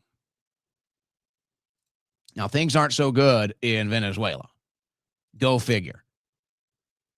But as long as the oil companies secure the oil, that's all that matters. So if a civil war breaks out and people die, who cares? Not the Trump administration. As long as the donors get the oil out, that's what matters. And as long as that gives Trump a little boost in the trade war and the economy, that's all that matters. Civil war fears grow as heavily armed far-left militias take over streets of Caracas. Gunfire was heard across Caracas last night as tensions remain sky high after the U.S. raid captured the country's president. So there's a vacuum of power. You've got something left of the Maduro administration that's saying he's still president, and this is the corrupt Zionist-backed administration that's doing this. That's what they said. Then you have these militias and military types who see the vacuum of power, and they're just going out on the streets. There's no infrastructure to stop them. And again, none of this matters. They knew this was all going to happen. But as long as they secure the oil, that's all that matters. As long as Trump and his donors benefit, that's all that matters. And what about those people that were celebrating what Trump did? Remember, you saw a bunch of fake videos, but there were people in Venezuela celebrating it. Now, quickly, though, in case you weren't aware of this, but let me just say this quickly. There were people that were posting fake videos after the Maduro capture. They were posting fake videos from Florida saying it was Venezuela, from Chile saying it was Venezuela, from soccer games and other things that were from years ago, had nothing to do with Maduro's capture.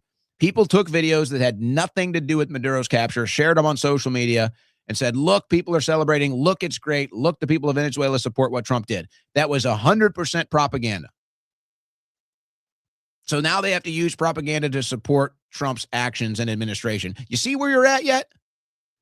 And what's even more shameless is all the people that posted this propaganda, whether intentionally or not, none of them deleted it. None of them corrected it. None of them retracted it. None of them said anything. They just did it and, oh, well, we got caught, but let's not say anything. And then at the larger measurement of how are things going, if this was really popular and everything was happening above board, then they wouldn't have to push this propaganda, folks. So they know it's not popular. They know it's not clean. So they have to push this propaganda. Now, there were people in Venezuela celebrating this. What about them? Maduro's motorcycle thugs go door to door and hunt for Trump supporters. Loyalists scour Caracas for signs of dissent and celebration of U.S. raid. Wow. So all the people in Venezuela, so there were people that celebrated and there were people that didn't like it. But think about this. All of those people, this is how sick this movement has become, folks. You know, I have to tell you, this is how sick this movement has become. You had people sharing videos claiming that this was people in Venezuela celebrating the capture of Maduro in support of Donald Trump. Now, these videos were fake. They were from years ago. They were from soccer games. They weren't even from Venezuela, but they did that. And the attitude here was they stand with us and we stand with them. And we stand with the people of Venezuela. We stand with you. We will free you from a corrupt government. We will free you from an authoritarian dictator. We will free you from the chaos. We stand with you. You stand with us, right? Where are they now? Where are they now? Oh, you stand with the people of Venezuela. Oh, you support the people of Venezuela that stand with Donald Trump's capture. Well, now there's a likelihood that they could be drug out of their homes and killed. Now, there's a likelihood that they could be drug out of their homes and thrown into prisons. Where are you guys now? Where are all the "we stand with the Venezuelans" posting fake propaganda slop on your social media accounts? Where are you now? You're all silent. You have all been exposed as frauds. You don't care about Venezuela. You don't care about the people of Venezuela. If you did, you wouldn't have posted a fake video lying about them. If you did, you would have called out the fact that now Trump supporters in Venezuela, their lives might be in danger. And where are you now? And where is the U.S. military now? By the way, not our problem, but we did that. Hey, as long as we get the oil, right? Some people die in Venezuela. Civil war breaks out. The people that supported Trump are going to get drug out of their homes and beaten, maybe killed or imprisoned. Yeah, well, you know. Do you still stand with the Venezuelan people now? Because, boy, oh boy, you were really loud this weekend. You were really loud in solidarity with the Venezuelan people this weekend, weren't you? Silent now. And let me tell you what happens next. All the people in America talking about how glad they are that Venezuelan has been freed. None of them are going back to Venezuela. None of them. Not a single one. They're waving Venezuelan flags in the streets. None of them are going back. So you're just another person waving a foreign flag in my streets. So you're just another person with a foreign loyalty in my country waving a foreign flag. That's all you are now. Oh, you love Venezuela. Oh, you're celebrating that we've liberated your country. Are you going back? No. And you know what comes next? They're all coming here. Oh, yeah, they are. And Kristi Noem admitted it, by the way. Now, they had to do this retraction and say, oh, no, that's not happening. It's all a lie. These Venezuelans that are now going to be politically persecuted in Venezuela, they're all coming here. And you know what? I don't blame them. I'm not even mad at that. So we go in, destabilize their country, and put their lives at risk. So yeah, now we got to take them in. So now we got to bring more in. Just like Iraq, just like Afghanistan, now Venezuela. This is the Trump administration. This is the reality. No slop, no propaganda, no cheerleading. This is the reality. This is the truth. And I wonder how smoothly this oil grab is going to go. Oil flotilla sails from Venezuela despite U.S. blockade. So now the BRICS companies are apparently moving in on the oil, folks. Now the BRICS companies that had a good relationship with Venezuela, now they're moving in to these oil fields despite the U.S. blockade. So I guess the Trump administration figured as long as we had the military out there, nobody would move in. Now they're coming anyway. So what's going to happen when the BRICS nations and Venezuela's allies, because there is still a government in Venezuela, what is going to happen when the BRICS nations move in to grab that oil and the U.S. military is there? And the interim president of Venezuela says, no, we have invited them. They're coming in. These are our allies. They have the right to be here. What is going to happen then? Is the U.S. military going to attack oil ships? The oil ships coming in? Is it going to be Russia? Is it going to be China? Is it going to be India? Who's it going to be? Is it going to be Brazil? Is the military going to be told to strike these strips that are coming in to grab the oil that the American oil companies are claiming the rights to? How's this one going to go? It's not a war. It's not a war yet.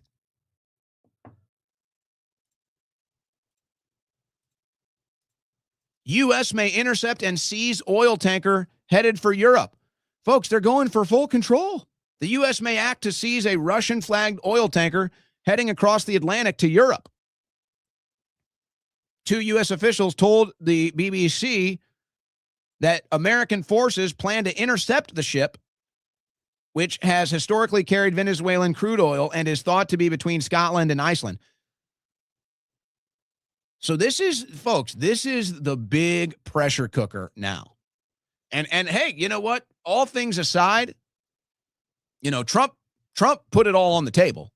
I mean, he went all in, and I don't know if that's with full confidence and understanding or that's a gamble. But folks, this is huge. If these countries decide they're done with U.S. imperialism and they're actually going to stand up to this administration, this could be the tipping point. And if they decide we're going to go after every ship that has a drop of Venezuelan oil, and now we're going to try to block Venezuela's allies from getting in here and getting access to the oil that's still there that we're claiming we have now, how is that going to go? Is this what you want?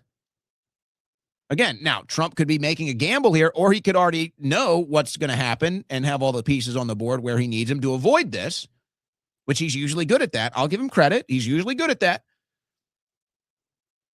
But, folks, the more shots you take, eventually the odds you miss one. The more things you run, the more plans you run, the more plays you run, the more the odds increase that one of them doesn't work. That's just life. That's just the game. And do you really think these other countries are just going to sit here and take this forever? Especially now that there's this new global alignment against Israel? And everybody sees Netanyahu and Trump in bed together running this crap? And it seems like they're just so disconnected now, they don't even care. They're just going to do whatever the American people, the Israeli people, the IDF, the American military, these are just now just cannon fodder like everyone else. U.S. may subsidize oil companies to rebuild Venezuela's energy infrastructure. Oh! So the U.S. taxpayer pays for it, and the billionaire class reaps the benefits. Isn't that amazing? Again, where's the outrage from the conservatives? Where's the outrage from MAGA? If Joe Biden did this, MAGA would be going nuts. If Barack Obama did this, conservatives would be going nuts. They'd be pulling their hair out. What? The taxpayer has to pay for this? But since Trump's doing it, it's all good. So the U.S. taxpayer is going to subsidize the oil companies and BlackRock and everybody else going in there and owning everything and then them reaping the profits of it. That's how this is going to go. These are Trump's donors. These are the lobbyists. These are the special interests. Certainly, you're not denying this. And I think the Trump administration now sees that the BRICS nations are not going to go along with this. I think the Trump administration now sees that other countries are moving in to seize that oil. So they're having an emergency meeting. This is what they're meeting about, folks. We're having a special interest emergency meeting in D.C., not to arrest the deep state, not to save the economy, not to cut the taxes, not to stop all the waste, fraud, and abuse. No, we're having an emergency meeting with the donor class and the special interest class to make sure we can steal all the oil from Venezuela. That's what we're meeting on today. Trump administration sets meetings with oil companies over Venezuela. Yeah, because they see the BRICS nations are moving in and they're not going along with it, folks. So now they have to have an emergency meeting to see what they're going to do. Boy, oh boy. And it continues in Iran. Protesters clash with security forces in Tehran's Grand Bazaar. Kazakhstan government can't handle this alone. So you've kind of got both sides. You've got these massive protests happening in Iran that the government can't really stop without getting militaristic, let's say. So this is all being set up. This is all being set up by the CIA. This is all being set up by Mossad, and this is all a larger regime change plot. But the Trump administration has realized we can't keep bombing Iran. It's bad for approval ratings. It's bad policy. So you guys need to run a color revolution on the ground. So Mossad is running it. CIA is involved, everything. So they've now got enough numbers where the government can't really stop what's coming. There's enough people out on the streets and the color revolution is on. So they really can't stop what's coming without getting militaristic against it. But at the same time, they don't really have it ready to go where if the people do overthrow the government in some way, shape, or form, they're not really sure what happens in that vacuum. So there's kind of a mystery element on both sides about how to handle this. But the Iran protests continue.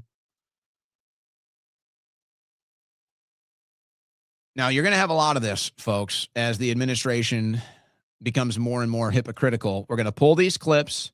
Here's Tulsi Gabbard in 2019.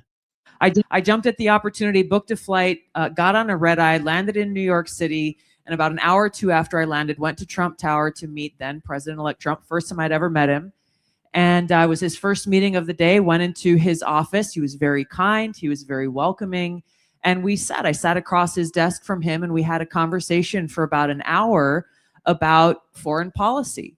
And I talked to him about why we should stop being the policemen of the world, why we need to bring about an end to regime change wars. This is a Trump-Vance event, by the way. This is a Trump-Vance event crowd cheering that on. And shared my own experiences with him. It was a very... You see, so that's where MAGA stands. That's the actual MAGA stance. That's the actual Trump base. So now that they're selling you a regime change war, the only people cheering are brainwashed cultists and sheeple. Substantive conversation. So for the sake of time, let me cut out of that. Now, again, I'm giving Gabbard leeway on this. And if you don't want to, that's fine. I know a lot of people on the left are not. The left is really upset at Gabbard's silence on this. I'm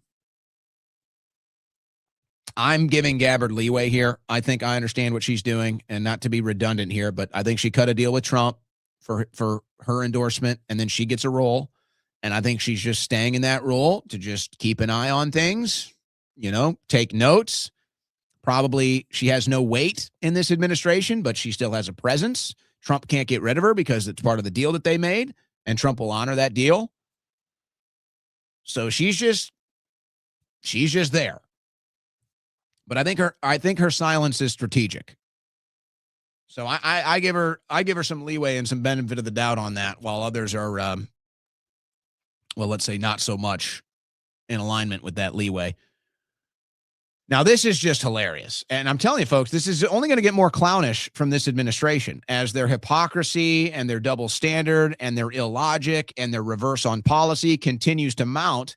You're going to see more clownish videos like this. We've already had multiples this week. It's only Tuesday. So here's Speaker Johnson. He's going to sort it all out for you. Some of these things were discussed in the SCIF.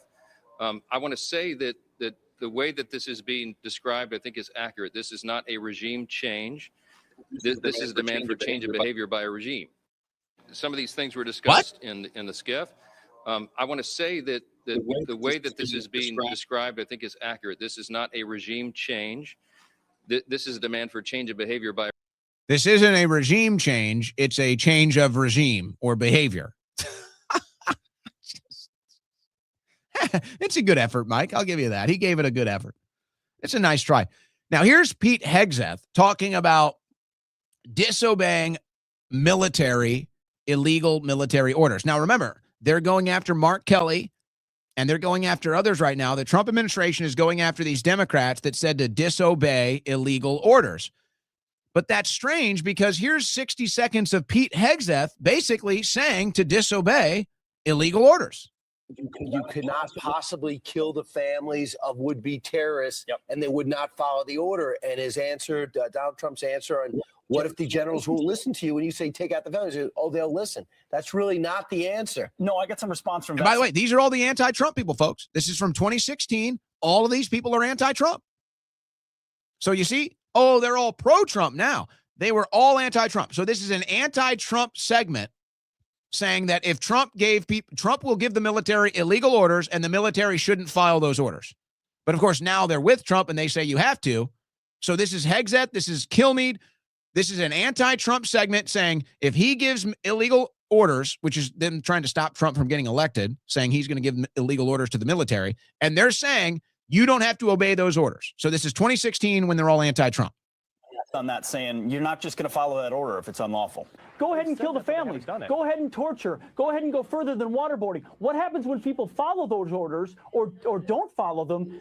it's not clear that Donald Trump will have their back. Donald Trump is oftentimes about Donald Trump. And so if you're not changing the law and you're just saying it, you create even more ambiguity. Military's not even going to follow his orders. Military's not going to follow illegal orders. And so the Trump campaign was forced to change their position and say, we're going to try to change the law so that the military can operate within the law. That's a tall order also. There are some guys at Leavenworth who made really bad choices on the battlefield. And I do think there have to be consequences for abject war crimes. If you're doing something that is just completely unlawful and ruthless, then there is a consequence for that. That's Now do Israel. why the military said it won't follow unlawful orders from their commander in chief. There's a standard, there's an ethos, there's a belief that we are above what so many things that our enemies or others. So there you go. So there you go, folks. I leave it to you for what it is. I just leave it there and you can make up your mind, but there it is. All right, we take our break here. On the other side of this break, we will be joined by James Fishbeck. Coming up on the other side of this break, third hour of the Owen Report coming up. You're listening to the Owen Report on the Win Network.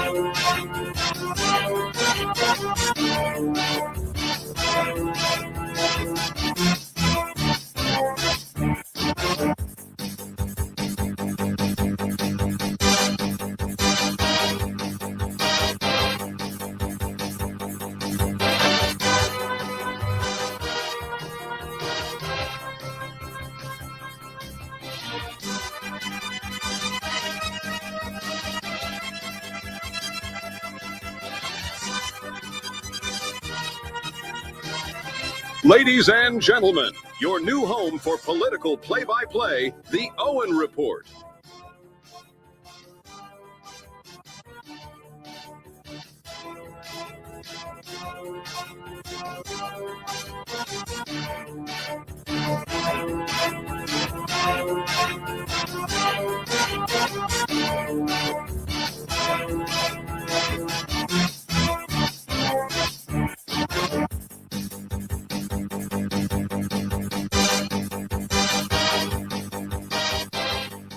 All right, guys, we're here in the third hour now of the Owen Report. We are joined after a long wait. Actually, it was a long wait, but we are finally joined by James Fishback. And well, James, it's been an interesting campaign for you, to say the least. I don't know if you anticipated all of the drama. Getting a weird thing with your camera here. Can you guys see James? Are you seeing this, James? Can you hear me, James? All right, we're getting a little bit of a issue there. Hey, let's see if we can't re-add him. I don't know what's going on with that. That's weird. He was there, but he wouldn't show up. It's always fun, isn't it?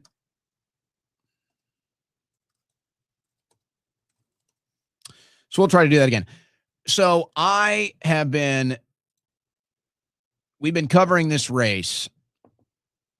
Really, I think before anybody else, we talked about how this race was going to be interesting, and it certainly has. It's now gotten national attention. James himself has gotten a lot of attention, and I'd say it's fair to say he's leaning into it. I think it would be fair to say he's leaning into that attention, and I think it's because he understands what a lot of other people are missing right now, which is politics is heading in one direction, and you're either moving in that direction or you're losing. Okay, I think we got you now. James, can you hear me good? I can. Hey, Owen. Well, we were talking about how your campaign has gotten so much interest, so much national interest in the last couple of months, and really so much so that I think you've kind of crossed a threshold where they can't ignore you. You know, the GOP candidates, the kind of mainstream candidates, they love to play this game of ignoring the others, keeping you out of the conversation, out of the picture, off of the debate stage if they can. But I think that your campaign has now crossed that threshold, and avoiding you now, I think, only makes them look scared and makes them look like they don't have confidence that they can beat you in a debate. Do you get that same vibe right now where the race is? I do. And, you know, it's funny, the University of Florida, the College Republicans chapter there, which is just full of great America First patriots, they have invited Byron Donalds and myself to a long-form debate with a moderator from the Reagan administration in front of a crowd of 500 people at the university in February. I, of course, immediately accepted. I think that debate is good, for lack of a better word. No word yet on Byron Donalds accepting. I can't imagine why he would think that he wants a job but won't be willing to show up for the interview. And the debate is the interview, when you have to sit down and answer tough questions from both a moderator and the crowd and compare your vision on stage. It's very different than being in a Fox News studio pushing out GOP slop for 5 minutes. And so I encourage Byron Donalds, if he is in fact confident about his chances, to show up at the University of Florida in February. Let's have a real debate. The voters deserve it. Well, and I also think that I told you this the other day.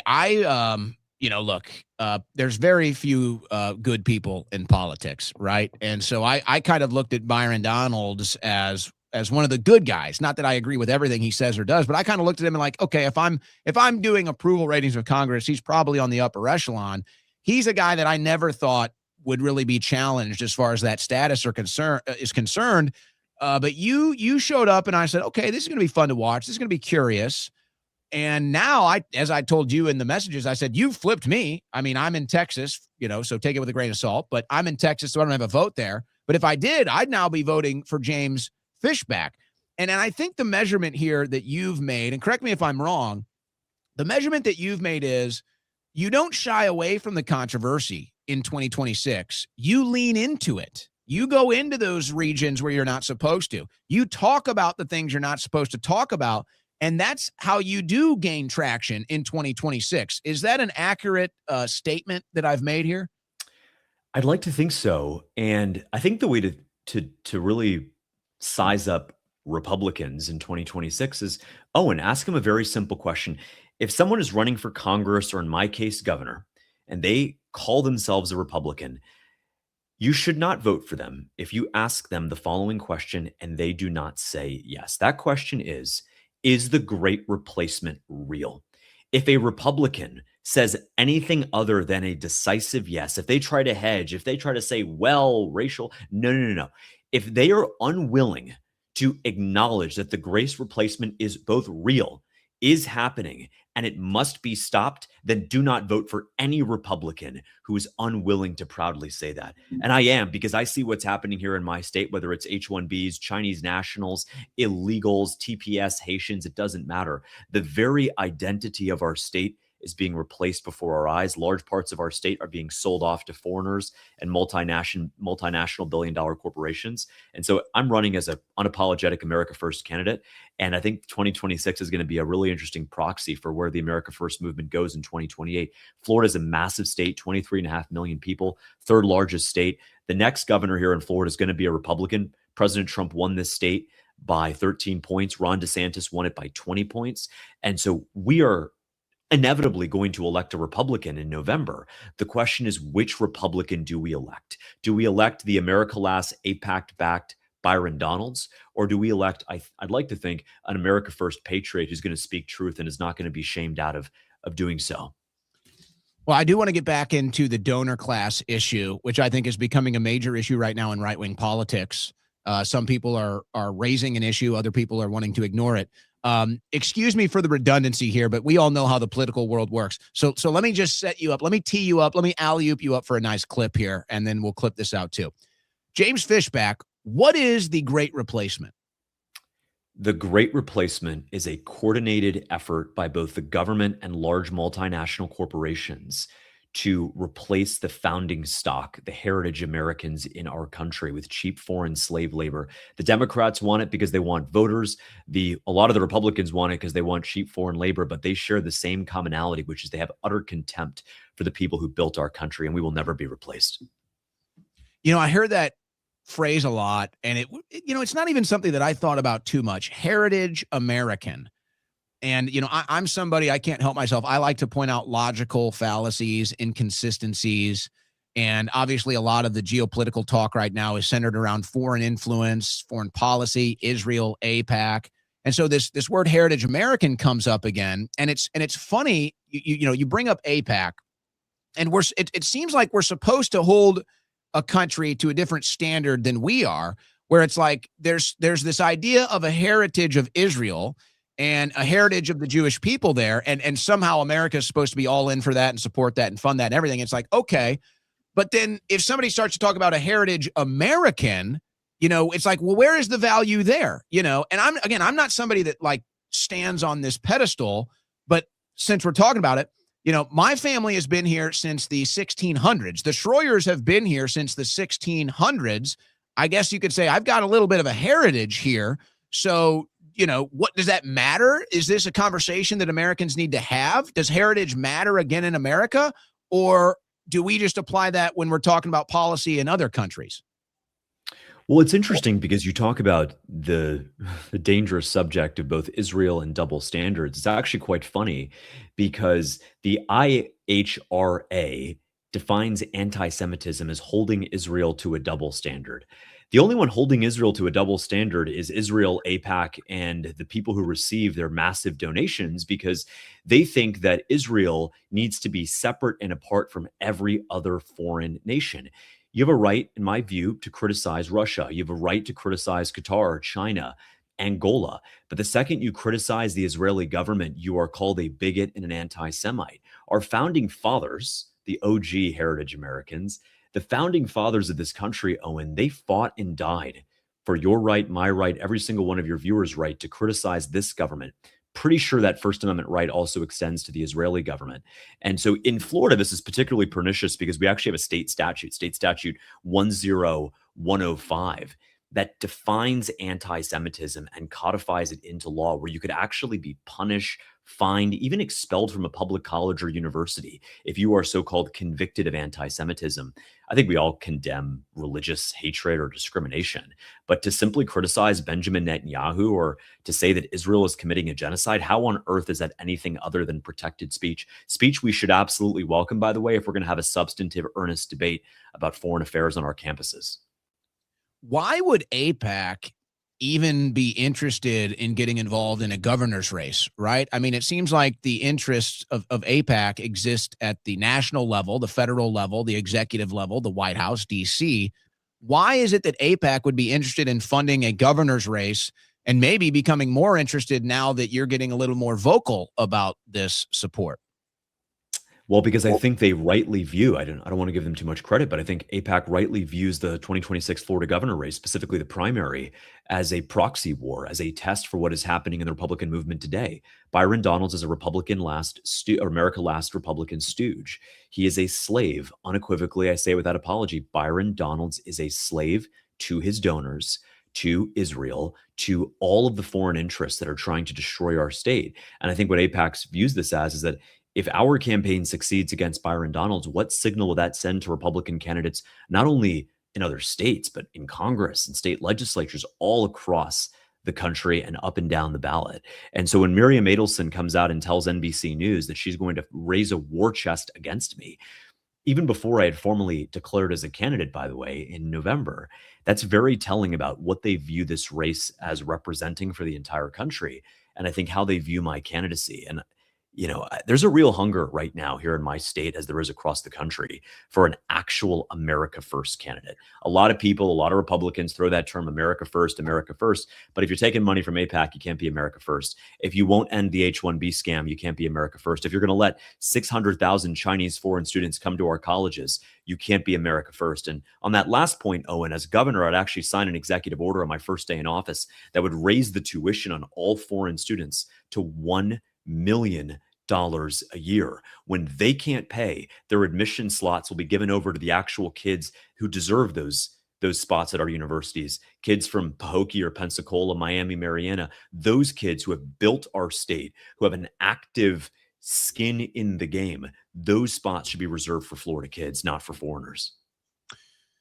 I love that. I don't know how anybody can disagree with these campaign statements that you're making here. I would say that there isn't a hunger for America First. I think there's a starvation, James. I think the people are starving. And we thought we were about to get a nice heaping America First administration. And it turns out we got a couple slices of bread, maybe some breadcrumbs so far. And no circus. That's the worst part. We only got the bread, no circus. Well, we got the UFC fight coming up soon, so we're going to get a little bit of a circus. All right. You don't have a job. Your home was sold to Blackstone. Your kid's college spot was given to a kid from Shanghai, but enjoy two black men hit each other on UFC. Well, I'm sorry, but did I hear something? Did you say Adelson was funding a campaign against you before you even announced? Quite literally, it's in NBC News. Yeah, it's an article How did from she know early that? November. Because it was leaked that I was considering running, and so she thought she could intimidate me by saying she was going to raise a war chest against me. I mean, this is what happens. I mean, by the way, Miriam Adelson is an Israeli national, as far as I'm concerned. Her allegiance is to Israel alone. President Trump even rightly said when he spoke in the Knesset that Miriam Adelson cares more about Israel than she does America. And that's fine, I guess, but then go over there and fund those elections. Get the heck out of our country if you're going to take that drug money, essentially that Macau gambling drug money, and pour it into our race. We don't need that. But here's the truth, Owen. For as much as some folks in our movement might have policy disagreements with President Trump, you can't ignore the fact that the guy's a baller. The fact the guy got outspent by Hillary Clinton 4-1, by Kamala Harris 3-1. And yet here we are. And so I don't have any fears about Miriam Adelson and her dirty money from Macau. What I care about is building a movement that has America First patriots, black, white, Christian, Muslim, Jew. It doesn't matter. If you are truly America First, if you believe in our Pledge of Allegiance, one nation under God, I would be honored to have your vote, not in the general. The general's irrelevant. A Republican's going to win no matter what. I need your vote here in Florida on August 18th, 2026.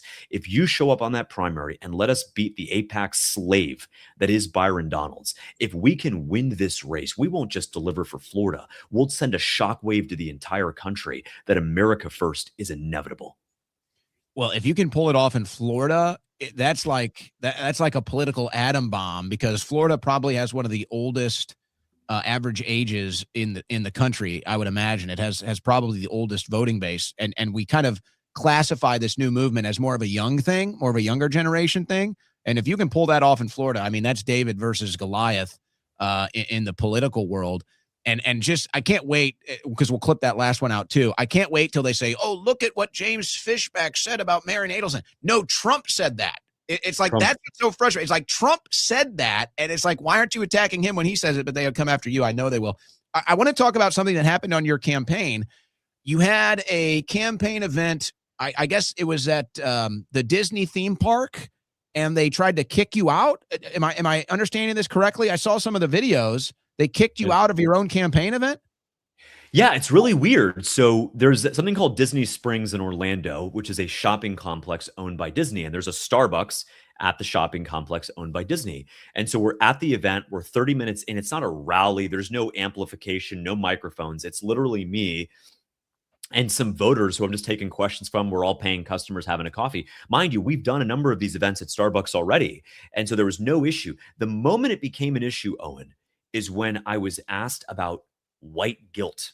And I said, we're done with white guilt. 2025 is the year that white guilt died. And we're proud to say that. And the second that happened, quite literally a minute or two later, Disney security came out and said, no, not that you're a political candidate, not that we don't want any sort of neutral political. No. They said that I am manipulating the youth. It's on camera.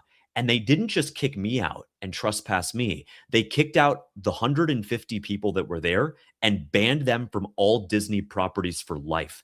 Not because we were having a campaign event, not because we were having a conversation with a political candidate, but because we addressed the number one thing that's being pushed on our kids, and that is white guilt. And I want to be very clear. If you are a teacher in Florida pushing white guilt, you will not be a teacher in Florida when I am governor. We are sick and tired of left-wing black lesbian teachers sitting there telling the white kids to apologize to the black kids, and also equally disgraceful, telling the black kids that there's something somehow wrong with them. No, Owen, as Christians, we reject that slanderous lie. Blacks and whites, we are all created in the image of God. And we need to kick out teachers who are going to push that divisive propaganda on our students. Disney had no issue with their manipulating of the youth, with their transgender degeneracy in their cartoons. They had no issue telling white people that there was something wrong with them. They had no issue standing up to the parental rights and education bill that the governor proudly signed here in 2022. No, Owen, if we have a conversation, if America First conversation about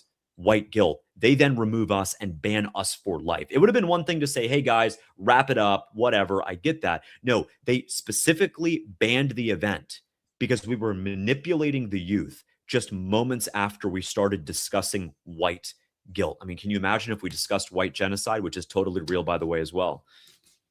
Well, and that's the big hypocrisy of it, is if you came out there and promoted white guilt, then they probably would have, taken care of your whole tab.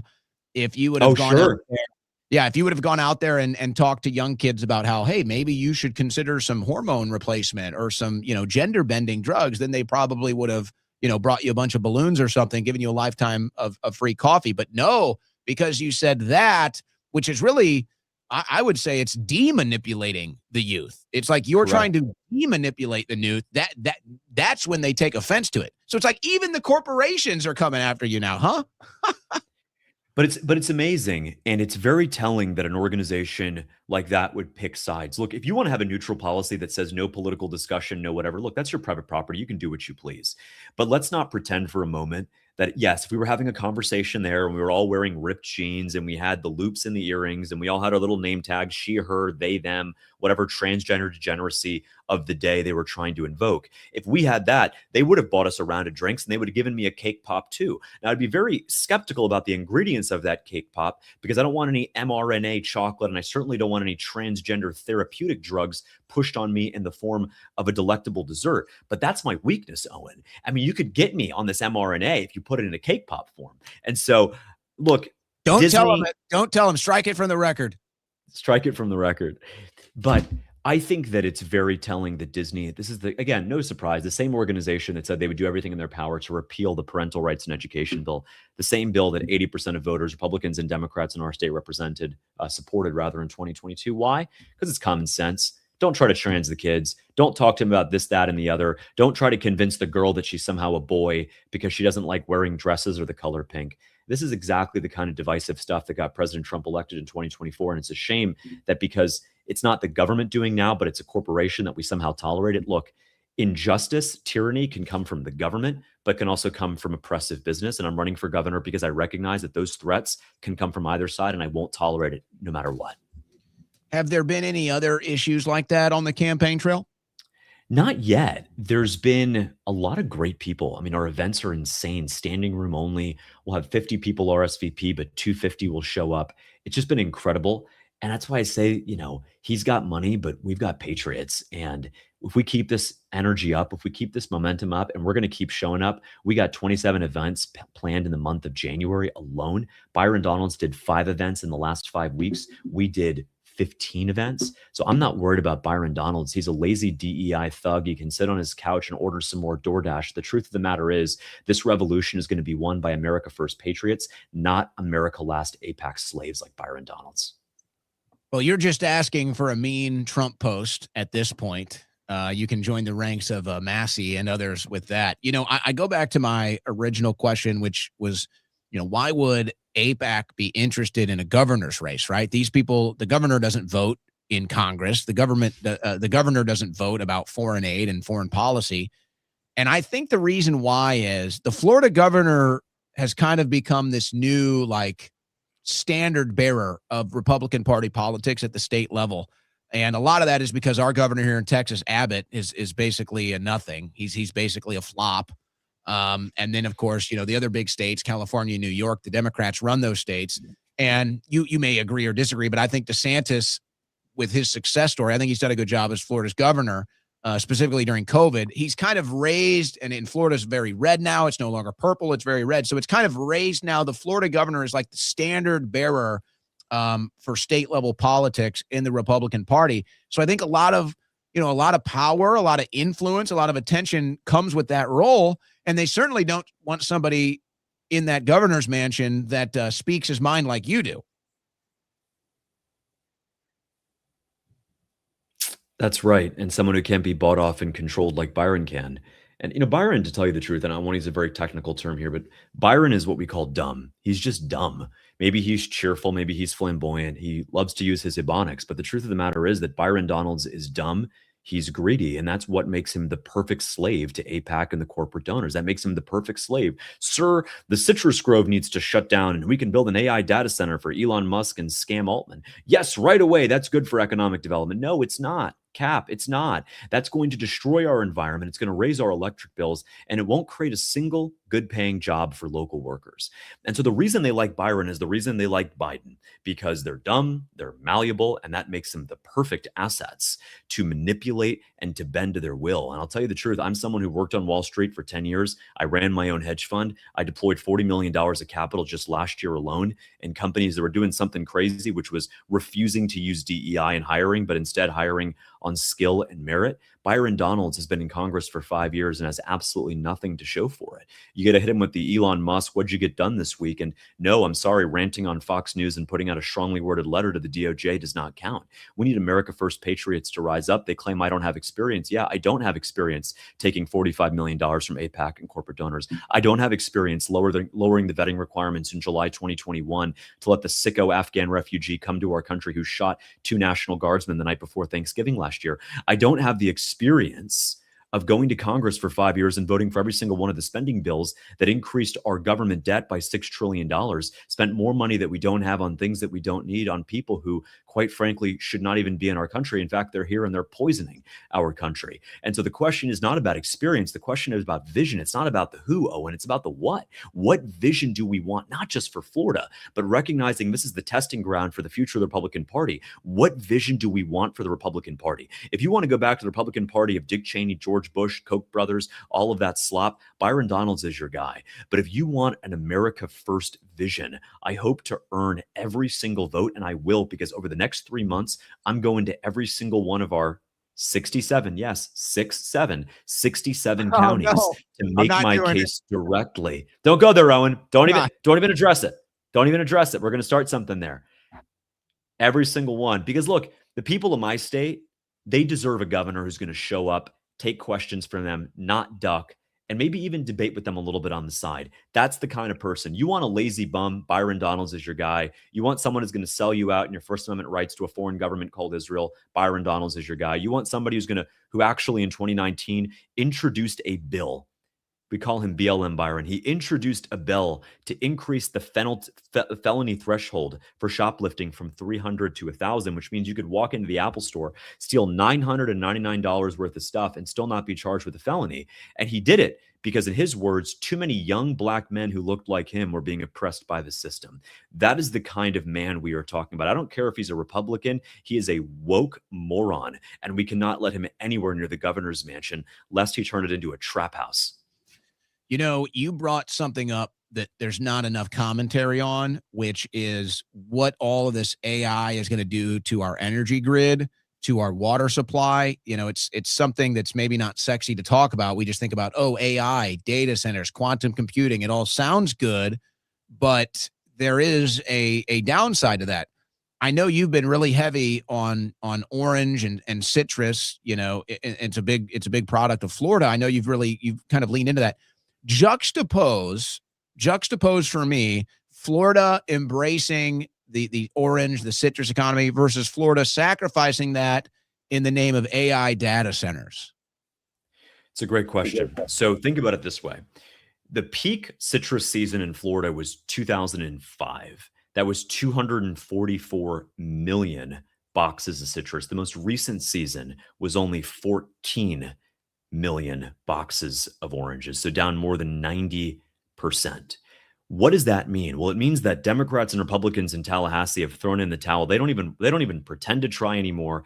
And what they'd much rather do is citrus, which actually created local jobs, created local industry, built up a lot of small towns like Frostproof, like Haines City, like Sebring. Screw that and all the local economic benefits. We're just going to sell off these citrus groves to AI data centers, which will be 1 million, 2 million square feet. And guess what? Citrus gave you jobs. AI data centers won't give you jobs. Citrus gave you investment in the local economy. AI data centers won't do that.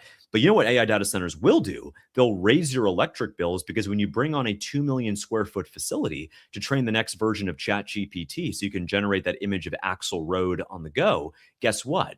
You then increase the electric bills of everyone in the surrounding community. I worked at a hedge fund. We traded natural gas futures.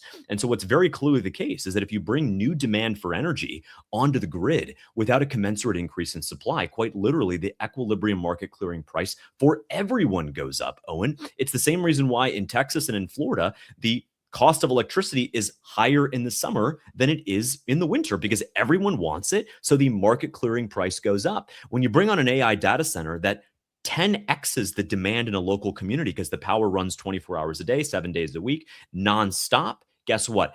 Everyone pays the cost for that. And so I think as conservatives, we're right to say hell no to corporate welfare.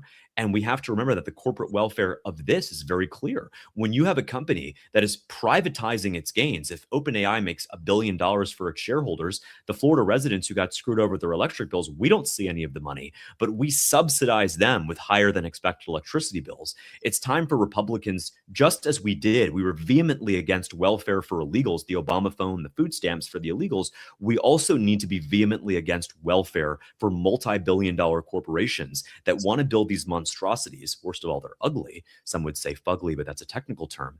That they build these monstrosities in what used to be orange groves and cattle ranches. And then at the end of the day, we're the ones footing the bill. Socialism is wrong in all forms, whether it's to illegals from Afghanistan or whether it's to these multinational AI corporations that honestly couldn't care less about us, but want to use our land and our electricity so they can power their next generation of AI slop. Well, I have a feeling that that need for energy may be part of the reason why we just went into Venezuela. But that aside, it sounds like what you're saying is you would rather see Florida's resources, water, electricity, be used to fuel Florida's agriculture instead of some AI data center that's going to strip us all down to our bikinis. That is exactly right. And it's a choice. Look, it's a choice. I don't pretend to believe that 100% of my state is on board with that vision. I think it's very much an 80-20. Look, if you want Florida to be the next financial capital of the world, vote for Byron Donalds. If you want Florida to be the next AI capital of the world, vote for Byron Donalds. If you want the governor's mansion to look like the trap house out of that Migos mixtape in East Atlanta, then vote for Byron Donalds. But if you actually want an America First patriot who recognizes that we are plenty proud of who we are already, we're proud of our citrus heritage, we are proud of our ag heritage, of our cattle heritage. If you don't want to see land handed over to developers to build another Section 8 style housing project, if you want to see our land protected, our water used not to cool AI servers, but to actually water the grass that is used to feed our cattle, to water the citrus groves, if you want to protect our waterways, and the choice is very simple. Do you want old Florida or new Florida? Because new Florida turns us into Dubai, New York, or Singapore. Old Florida recognizes that in Florida, we do things a little bit differently. We leave a little bit of money on the table. We're not going to sell off every single parcel of land to turn ourselves into Shenzhen or Shanghai. We are proud of who we are. And that means we reject the idea of being a concrete jungle. We reject the idea of allowing our state to be pawned off to foreigners or to multinational corporations that honestly couldn't care less about us. So I am in this race because I am the only candidate who will stand up to developers, stand up to APAC, stand up to AI data centers, stand up to Section 8 style housing. Because if you're a New Yorker right now, I am sorry for your loss, but that little communist named Zoran, he is not our problem. We did not vote in your election. We voted to keep Florida, Florida, and our identity and heritage are quite literally on the ballot. If you vote for Byron, good luck. If you vote for me, thank you. I'll protect a state that my family is now proudly known for 4 generations. Well, I would say that I agree. I think it looks like they're trying to turn Florida into New York. And obviously what the Democrats have done to New York, we could talk about at length, but that's not Florida's problem. And it looks like they're trying to turn that into Florida's problem, and they're trying to turn Florida into New York. I think that is a very fair analysis that you just provided. So let me ask you this in closing. You got a lot of campaign events coming up. You're obviously not slowing down. You're pushing the gas. You're doing so many interviews right now, I can't even keep up with you. Do you anticipate that the heat will intensify? Do you anticipate they'll start getting the media involved against you, as well as the political swamp? I mean, what do you do? Obviously, you're not slowing down. So what do you anticipate here as we get closer to the primary in August? Well, I anticipate Larry Ellison and Barry Weiss teaming up once again. Barry Weiss's CBS last week. What does it mean to you to be a xenophobe? I said, well, I completely challenged the premise of the question, but if being a xenophobe means being an unapologetic America First patriot, I guess I'm guilty as charged. The truth is they're going to try everything in the book that that ex-girlfriend from high school prom or whatever the case is, that they're going to play every single game in the book. The truth is that at the end of the day, you're voting for the person before you. That is it. That is the vision. And I think there are some people, to tell you the truth, in our state, extremely wealthy people who live on the coast, who do want us to just give up on citrus and say, you know what, AI is the future. We have to win the AI arms race with China, whatever the heck that means. And they don't give a crap about citrus farmers in Frostproof or cattle ranchers in Okeechobee. My grandfather was a cattle rancher, so it's personal for me and folks like me. And so I think we're going to win this, and I don't even think it's going to be close, because I think when you have a guy like Byron Donalds who has done absolutely nothing but sell us short and sell us off, then we have a very clear choice about what vision we want for our state. Byron Donalds came here at 18 years old and managed to get himself arrested twice in the span of 3 years. He is not the person to lead us on law and order. Byron Donalds increased the felony threshold cap from 300 to 1,000 in his bill in the Florida House of Representatives. That would have allowed people like George Floyd to rob more, steal more, and get away with it. Byron Donalds, this is the same guy that went to Congress and in the past year has not introduced a single bill to codify a single one of President Trump's executive orders. No, he voted yes on every single bill to spend more money on things that we don't need on people that should not even be in our country. When we had principled conservatives like Thomas Massie step up and stand up to the reckless, wasteful debt machine that is the uniparty Republican and Democrat establishment, Byron Donalds went along with it every single way. And guess what? The biggest thing is that Byron Donalds sided with Joe Biden in the summer of 2021. He voted yes to lower the vetting requirements for these sicko Afghan refugees who came here and raped our women. And in the case of one very special individual, came here and shot 2 National Guardsmen, killing one of them on the streets of Washington, D.C. the night before Thanksgiving this year. That's Byron Donalds. I am an America First patriot. I am not a politician. I am a businessman. I am the only investment CEO who stood up and filed my own amicus brief with the United States Supreme Court this past summer, clearly and cogently arguing that President Trump does in fact have a right to remove federal officials who are clearly abusing their power and neglecting their duties. I am the only person who has stood up as an investment CEO and said, you know what? We're not investing in companies that hire on DEI. We're only going to invest in companies that hire on merit. And I'm the only person who stood up after high school debate went woke. And unlike most conservatives, I didn't complain about it. I built my own thing called Incubate Debate. I'm really proud of that. A free high school debate league that over 5,000 students have now been a part of since 2019 in rural and urban counties alike, to do what our friend Charlie did best: use debate, yes, as a tool to get closer to truth. But once we get close to truth, we can actually unify as a country.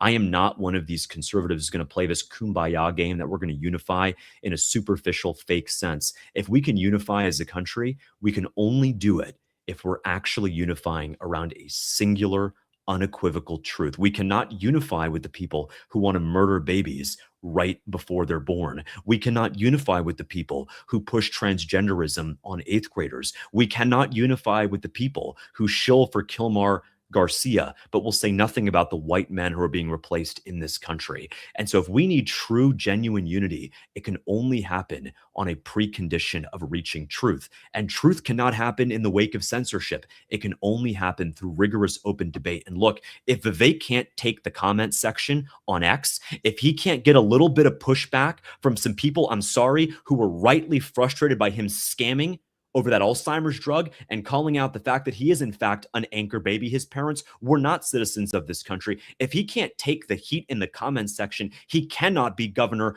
of Ohio. And Byron Donalds is the same way. He's calling me racist for calling him a slave. No, I'll stop calling you a slave, Byron, when you stop acting like a slave. When you give them $45 million that AIPAC and those corporate donors gave you, I'll proudly stop calling you a slave. But until then, Byron Donalds, you are a washed up, wishy-washy slave who has done nothing for our state besides sell us off. Byron, you were auctioned off at a slave auction a long time ago. $45 million was your price. You work for them. You don't work for us. And that's why you'll never be Florida governor. I am running because I'm never going to ask my state to blindly trust me. I'm only going to ask for that.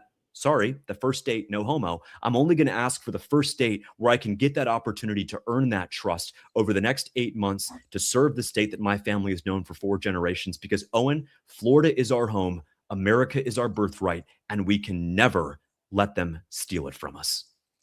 That's James Fishback running for governor of Florida against Byron Donalds. And James, we were on your race before most others in the media for the reasons that we stated previously. But I do anticipate and look forward to the spotlight on you getting bigger and brighter once summer hits, brother. I appreciate it, Owen, and thank you for what you do for our movement. God bless you. Happy New Year. Thank you for joining us. Wow. Well, there's no mincing of words with James Fishback. I think that's fair to say. No mincing of words. And I would just say, too, that this is what happens in politics. And this is why watching James has been, it's been a study. It's been a study in political psychology, because what happens is kind of an anti-establishment, rogue type of candidate like James gets involved, and then the heat starts getting applied and the pressure starts getting applied and the attacks start to increase, and you either decide, okay, am I going to start to kind of cater what I'm doing to avoid that stuff, or am I going to lean in and go even harder? And James has done the latter. Obviously, he's leaned in and gone even harder. So there you go. And if you watch the Owen Report, we've been following this race closely for months now, knowing that it was going to get interesting and intense as we get closer to this summer's primary. But we were on that. I think the rest of the national media is catching up quite rapidly, as they always have to do with us, right? They always have to catch up to us. We're always ahead of them. That's just how we do it. All right, before we finish off the rest of the news for the day, thanks to James for joining us. Folks, I I bring on sponsors and products that you know I use and that I like. And one of them that I have just kind of become obsessed with is red light therapy. MyRedLight.com. Coupon code Owen. Actually, there's 2 coupon codes you can use when you go there. Coupon code Owen25 will get you 25% off any single product. Coupon code Owen30 will get you 30% off bundles. Now, I've got these studies in front of me, okay? So you can go to myredlight.com, but I've got these studies that are everywhere, and we did a broadcast explaining this. Red light therapy, they are running studies on it reducing wrinkles. Red light therapy reversed wrinkle depth by 38% in just 3 months. Okay, now you can see all the different science for why you get wrinkles and then how you can reverse them. Now there are studies on red light therapy reducing wrinkles. Now this one is a little more grotesque, but yet here it is. Red light therapy helped reduce herpes. Now let's hope nobody in the audience is struggling with that. The point is it's effective and it works. Folks, I've become obsessed with it. I'm getting at least 20 minutes of red light therapy a day. Go to myredlight.com for more information and to get your red light panels today. All right, what left do we have in the stack? I got about 20 minutes left of today's transmission. We got a couple stories left in the stack. We will get to our super chats, by the way. We will get to our super chats, but we got a couple other news stories first. So we mentioned, Thomas Massie is catching the flack from Donald Trump. Trump says Massie is a true hater of Israel, and this is why you can't elect him. But then if you dare say that Israel has control over Trump or this administration, you're called a crazy conspiracy theorist and all the other names in the book, even though they tell you that, yes, Israel is their measurement. Israel is now their measurement to loyalty to Trump. Israel is now their measurement on loyalty to America. Israel is now their measurement on loyalty to Republican Party politics and all this other stuff. And then you get gate-kept out of the party if you're not loyal to a foreign country. But then when you say, hey, gee, why are you measuring everything off of loyalty to a foreign country and why do they have so much influence? They say you're making it up. It doesn't exist. It's a conspiracy theorist. It's really a wild thing to witness. But now that's the latest attack on Thomas Massie. And, of course, it's not even true. But you take the good with the bad. And I'd say it's not all the way good, but it's pretty good. Trump releases the updated childhood vaccine schedule down from 72 to 11. Today, the Trump administration is proud to announce to the United States of America that they have updated the childhood vaccine schedule. And he goes on with a bunch of slop. But 72 jabs down to 11. And that's kind of the European standard. But really, it should be 0, and you can just choose what you want. Really, that's what it is. So this is the better, this is the better policy right here in my eyes from the foundering with the meme. But, okay, you know what? We're moving in the right direction. You're moving in the right direction with that. So you take the good with the bad. There might not be a country that has turned more on Israel than Spain. Anti-Israel protests force Spanish basketball teams to ban fans as security fears mount. It's really not good. And they kind of have a history there in Spain with this issue, let's just say. But the Spanish people are not very supportive of Israel right now. They're very anti-Israel right now, and they don't really hide it. They're not really bashful about it. And so basically, you can't even, if you're an Israeli sports team, you can't even have a normal sporting event. They basically have to run some form of a filter over what access they're going to allow Spanish people at these events because there's so much disdain for Israel right now in Spain. And you may have seen this, and we get into some of the propaganda slop here. So there was this video that went viral. This says 1.3 million views. Is that on the original? The original has 2.6. But it's this supposedly IDF soldier on New Year's Eve just firing bullets. Now, they say at civilian homes in Gaza, maybe that's the direction of it. I don't think this person is just firing at people. I think it's just New Year's and he's just, whatever, he's just firing.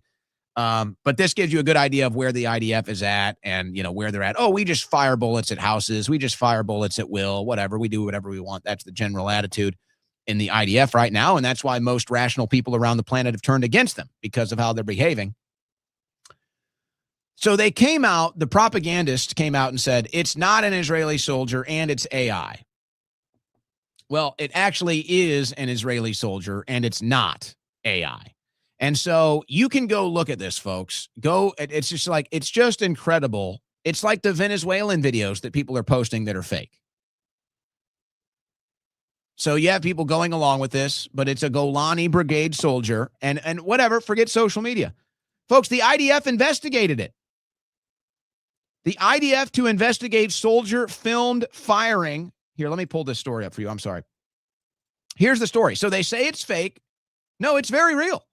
The IDF to investigate soldier filmed firing into Gaza on New Year's Eve. There it is. The IDF stated in a public statement, the soldier documented in the video acted contrary to procedures, firing unprofessionally and not following orders. So it was real. We're almost done with the show. we didn't get too upset today. We kept the temperature cool, but I get so mad about this, folks. I get so mad about this stuff. I counter propaganda no matter what direction it comes from. I counter propaganda no matter where, what, who, why, how. I always counter it. And nothing ticks me off than people that pretend to be honest dealers, people that pretend to be better than the propaganda, all the other stuff. And then they just propagandize you like everybody else. It infuriates me. It infuriates me. We're supposed to be better than that. But it turns out now on social media, it's actually worse. It's actually worse. Now, in fairness, I think in social media, you kind of get the best of it and the worst of it now. But again, it's just like the people posting the fake Venezuelan slop, the fake videos of Venezuela celebrating Maduro's capture. It was all fake. None of them deleted it. None of them retracted it. Same thing happened to that video. That was a real video. That was an IDF soldier. And they said, oh, that's fake. That's AI. It was real. And none of them have corrected it. And that post I showed you that said it was fake got over 1.5 million views and has not corrected it and has not retracted it and has not deleted it. You're just as bad. You are just as bad as the fake news media that you're claiming to fight. It's lazy, it's sloppy, and it's disgusting. So where's your retraction? Where's your correction? Oh, I can't believe Trump would do this. No, it's real. I can't believe the IDF would do this. No, it's real. Wake up. Stop living in La La Land. Stop being lost in a world that doesn't exist. Stop eating the slop. Stop dealing the slop. We're supposed to be better than this. And I guess it turns out maybe we're not. Here's another one. You may have seen this video going around of an Iranian who was scamming the daycare fraud. An Iranian scamming the daycare fraud, and then he goes into his Rolls Royce. So everybody was sharing this video saying, look, it's an Iranian scam. Look, the Iranians are running the scam. And, the person that shared this, I have no problem with him personally. I actually like Derek, but this happens to the best of us. But Derek Evans did share this. I believe he was a January 6th prisoner himself. An Iranian daycare in California received $42 million, yet no children have attended in 9 months. So again, I like Derek. People just, this stuff perpetuates online and they just think it's real because everybody else does. Well, it turns out that was literally fake. It turns out that the video of the Iranian scamming the system was fake. And it looks like the originator of this has deleted his post. So you got to be extra careful out there, folks. I'm telling you, the propaganda is worse than it's ever been. It's worse than it ever been. And we kind of had this new belief system, this new consumption system that, hey, if it's on social media, okay, it's probably better. It's not. It's not. It's worse now. So you had all millions of views. This video of the IDF is fake. It was real. Millions of views. Look at the Venezuelans celebrating in the streets. It was fake. Look at this video. An Iranian scamming a daycare scam. Look, the Iranian, the daycare scam. It was fake. But that's why you tune into the Owen Report, isn't it? Because we keep it honest. Did you hear about this? This is the World Cup. Now, why does Mexico get to host any World Cup games? I'm actually I was already irritated with it, but I didn't make a big fuss. Now I'm pissed. I'm actually pissed. Why is Mexico co-hosting our World Cup? I am pissed. I don't want Mexico to host a damn thing. This is supposed to be our World Cup. This is supposed to be the United States of America's World Cup. Why are we sharing it with Mexico? Come on, Trump. Come on. That's where all the drugs are coming from. You know what? I got to say, I'm sorry. Let me just for a second here. You need to know this. Folks, you're getting lied to about this Venezuelan drug thing. And now it's caught up to them. And so now what they're claiming is that somehow these fentanyl-laced drugs are what Venezuela and China are doing. And so, they're lacing the drugs with fentanyl, and then that's how they get through the Mexican border. So, in other words, they got caught lying about the drugs. They got caught because none of the fentanyl is coming from Venezuela. And so now they're just saying, it's Venezuelan drug cartels that are lacing the drugs with fentanyl. Folks, it's all a lie. It's literally all a lie. The fentanyl-laced drugs get laced in the United States of America, okay? And I know this because I was in prison with the fentanyl dealers. I was in prison with the gangs, okay? So I talked to multiple gang members that run the fentanyl drugs. I talked to some of the biggest fentanyl dealers in prison that were serving 20-year sentences because they were pulling that much fentanyl in. And they told me how it really works. The fentanyl comes from China. It gets smuggled through Mexico. And then they distribute it to the different gangs and drug dealers in the United States, and they lace it. Now, some people just use fentanyl. Some people just use fentanyl all by itself. But no.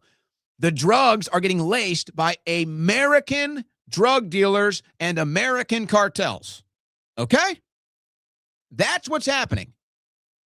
The fentanyl comes in from Mexico, mostly from China, and the drugs get laced in America by American cartels. That's what happens here. So just understand that. That's the truth. That's what's really happening. And that's just how it's proven that this whole war on drugs Venezuela thing is a lie. But okay, 456 bags of human remains found near Mexico World Cup Stadium. Discovery near Akron Stadium raises safety concerns ahead of the group stage matches in the 2026 World Cup. We had Mexican cartels burying human remains right next to this soccer stadium where the World Cup is about to be hosted. Why did we let Mexico co-host our World Cup? I'm very upset. Mexico missing people crisis casts a shadow over World Cup venue. Yeah, the cartels with the drugs, the cartels with the political assassinations, the cartels with the dead burial sites. Oh, but we're going after Venezuela. And we're letting Mexico share the World Cup with us. What's up with that? And if you want more proof of the double standard here, I won't play this entire 13-minute segment. But in 1993, 60 Minutes ran a report about how the CIA ran the cocaine trade and the cocaine drug boats into Venezuela. 22 tons of it. So the next time they tell you about the drug cartels in Venezuela, remind them that the CIA ran 22 tons of cocaine into Venezuela. Speaking of weekend news reports, did you ever hear this about JFK Jr.? But now we're getting a look at the handwritten pages, and it's showing us a side of Kennedy we've never seen before. This generation of Germans has earned the right to be free. Some 2 decades before addressing crowds in West Berlin as president, John F. Kennedy wrote these 61 diary pages, 12 in longhand, 49 typed in the summer of 1945. Germany had just surrendered, and the 28-year-old JFK was touring Europe as a newspaper correspondent, traveling shoulder to shoulder with leaders from around the world. The young JFK's final destination, Germany, just months after the Allied victory. Already a scholar on global politics, Kennedy seemed fascinated with Hitler and his place in history, writing, "He had in him the stuff of which legends are made. And within a few years, Hitler will emerge from the hatred that surrounds him now as one of the most significant figures who ever lived." But now we're getting a look. Wow. Who saw that coming? All right, we mentioned this briefly with Fishback, but if you're on X, you probably saw this. So there's this new trend on X where people are asking Grok to strip people down to a bikini or their underwear or these weird image requests. So I wouldn't suggest going to Grok's profile and clicking on images or media, but you can see what's happening there. EU is seriously looking into Musk's Grok AI over sexual deepfakes of minors. And so, yes, it is getting that nasty. Now, what's strange is when you look at Grok and how actively Musk has been kind of monitoring it and changing it and everything. Folks, this has been going on for like a week or so, and nothing has been done. And we all saw what happened with Grokler, where, Grok turned into Grokler for about 24 hours, and they pulled the plug on it. It was like, oh, we are not doing that. And they pulled the plug on that Grok for going full Grokler on us. But this Grok has been producing AI images of women basically almost naked, some of them as naked as Grok can make it. And nobody's pulled the plug and nobody stopped it. So it's a little strange, I have to say, that this is continuing today.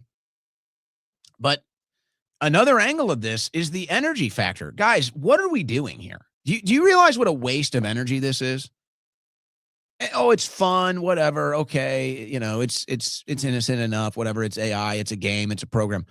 Do you have any idea the amount of energy that is being spent on stupid, worthless, I don't even know what you want to call it, content creation, fun little trends on social media?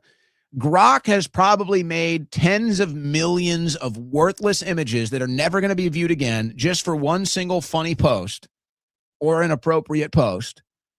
And we're talking about a total waste and a full-on demand of our energy grid right now because of this stupid crap. And so you can say, hey, it's free market, baby. Hey, it's freedom. Hey, it's capitalism. I'm not saying anybody should ban it. I'm just saying, so we're not going to have a discussion about it? So we're not going to talk about it? We're not going to talk about whether it's a good thing or a bad thing?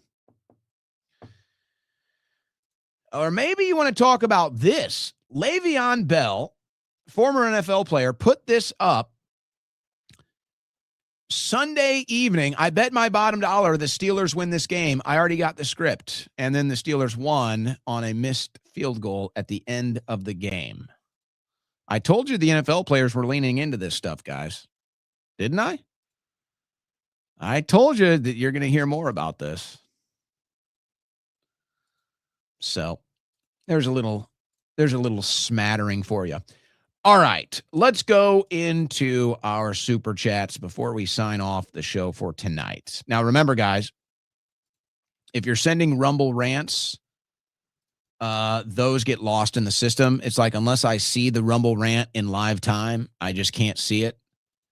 But the YouTube super chats save in the system, so we always read the super chats at the end of the show. All right. I see a bunch of you were warning me about the sound issue at the beginning of the show, so I won't read those. But thank you, Spartan Brass, Jen, Kale, Road Dog, Ray Finkel. Thank you for pointing that out. Sorry about that, but we got that taken care of. So we'll go to the other ones. Robert Bickerstaff. If we don't support Israel, then we are just bots. Good afternoon, my fellow bots. Christ, truth is king. Thank you, Robert Bickerstaff.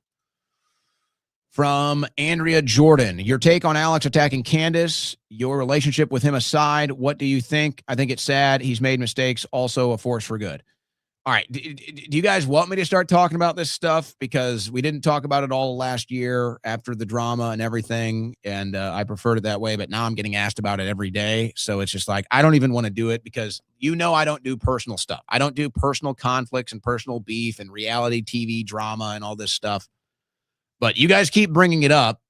So, I'm not trying to avoid it for any other reason than I just don't think it's good content. But I'll respond to your super chats. I think Alex is trying to insert himself into the story. I think Alex wants Candace to talk about him on her show and bring him into this phenomenon for more ratings or views or whatever it is. That's what I think. I don't think too much of it, to be honest. I don't think much of it at all. But I don't know. That's kind of what it looks like to me. But I'm really not paying attention to that, to be honest. Captain D Hard. Nice. Right and left are corrupt. We have 20 years of example. Well, I think we have more than that. Hipster Trey. Tay from Florida. Bongino buddies with Cat Turd. Well, they are in the same army. They are littermates, right? I think so. Angel Silva. U.S. views distant galaxies, estimates alien life, but can't monitor borders. Blames Mexico for cartels, supplies their guns, ammo. Or does the U.S. not know where the ammo comes from? We need arrests in U.S. Yes. And that's why that post I made that says, I'm so glad we can rid foreign governments of corruption, but we can't rid our own. Isn't it true? Hipster Trey, both Dan Bongino and Owen drink blackout coffee. Well, that's true. He does have that going for him. Does he still drink blackout? I don't know. He hasn't been on air for a while. We drink blackout coffee, blackout.com/Owen. So yes. More from Captain Hard. They were all anti-Trumpers. So either he fell in line, got bribed, or got blackmailed. That's the truth. Lindsey Graham pom-poms. That's just my opinion. No, you're right. Either he fell in line, he got bribed, or he got blackmailed. I don't know how else. I don't know what other options, unless he's changed his mind, but he hasn't really argued that case. Crypto Kratos. The DOJ couldn't get an indictment on a ham sandwich. Well, now, isn't that funny? Now it can't. It used to be that the DOJ could indict a ham sandwich. And that was the joke, that they can just indict anybody. Now it's like we can't indict anybody. We can't even deport Abrego Kilmar Garcia. We can't indict Comey. We can't indict Letitia James. We can't indict anybody from the Bidens. We can't indict Obama. So yeah, now the DOJ can't indict a ham sandwich. Jose Navarro, should I pay my taxes or put that money on Chevron since that's where my taxes are being used to help? Well, maybe you could declare Chevron as an independent. Or Chevron as a dependent, rather, on your taxes. The tax strike. The whole thing kind of lost its momentum in the last couple of days. But I wonder if that'll pick itself up. By the way, did you see CBS News? Barry Weiss got the exclusive with the lady that's whatever her name is that they want to replace Maduro with. Isn't that fun? It's always nice, isn't it? Hipster Trey, Tay from Florida, Fishback 2026. And that's going to be a fun race to watch, guys.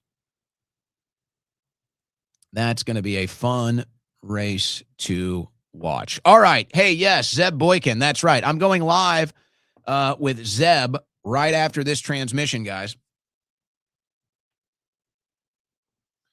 think I got about 30 minutes or so with Zeb. So as soon as we sign off of this, I'm going live with Zeb Boykin. I got some other stuff planned for tomorrow. I don't have my schedule in front of me, but we got some other interviews tomorrow as well. So stay tuned to that. Of course, Owen Report, weekdays, 3 to 6 p.m. Central Standard Time. Right here, every day for you. So this show takes a 21-hour break. I don't take a break. I go right back on Zeb Boykin after this. But the Owen Report takes a 21-hour break. Thanks to everybody for tuning in. Oh, one last super chat. Hey, Owen, how did it go with the stylist? By the way, I know a good barber off South Congress. I feel like that's a joke. And maybe even I know who is sending me that. And that is kind of funny. But it hasn't gone with the stylist yet. My hair appointment with a stylist is Thursday. Sneaking in another one. Coach Sarah, to fix Florida schools, stay with the curriculum. Texas has same peer/structure. Guess who? So sliding in some super chats before we sign off. That does it for the Owen Report today. 21-hour break. We'll see you guys tomorrow. Or see you on Zeb Boykin in 5.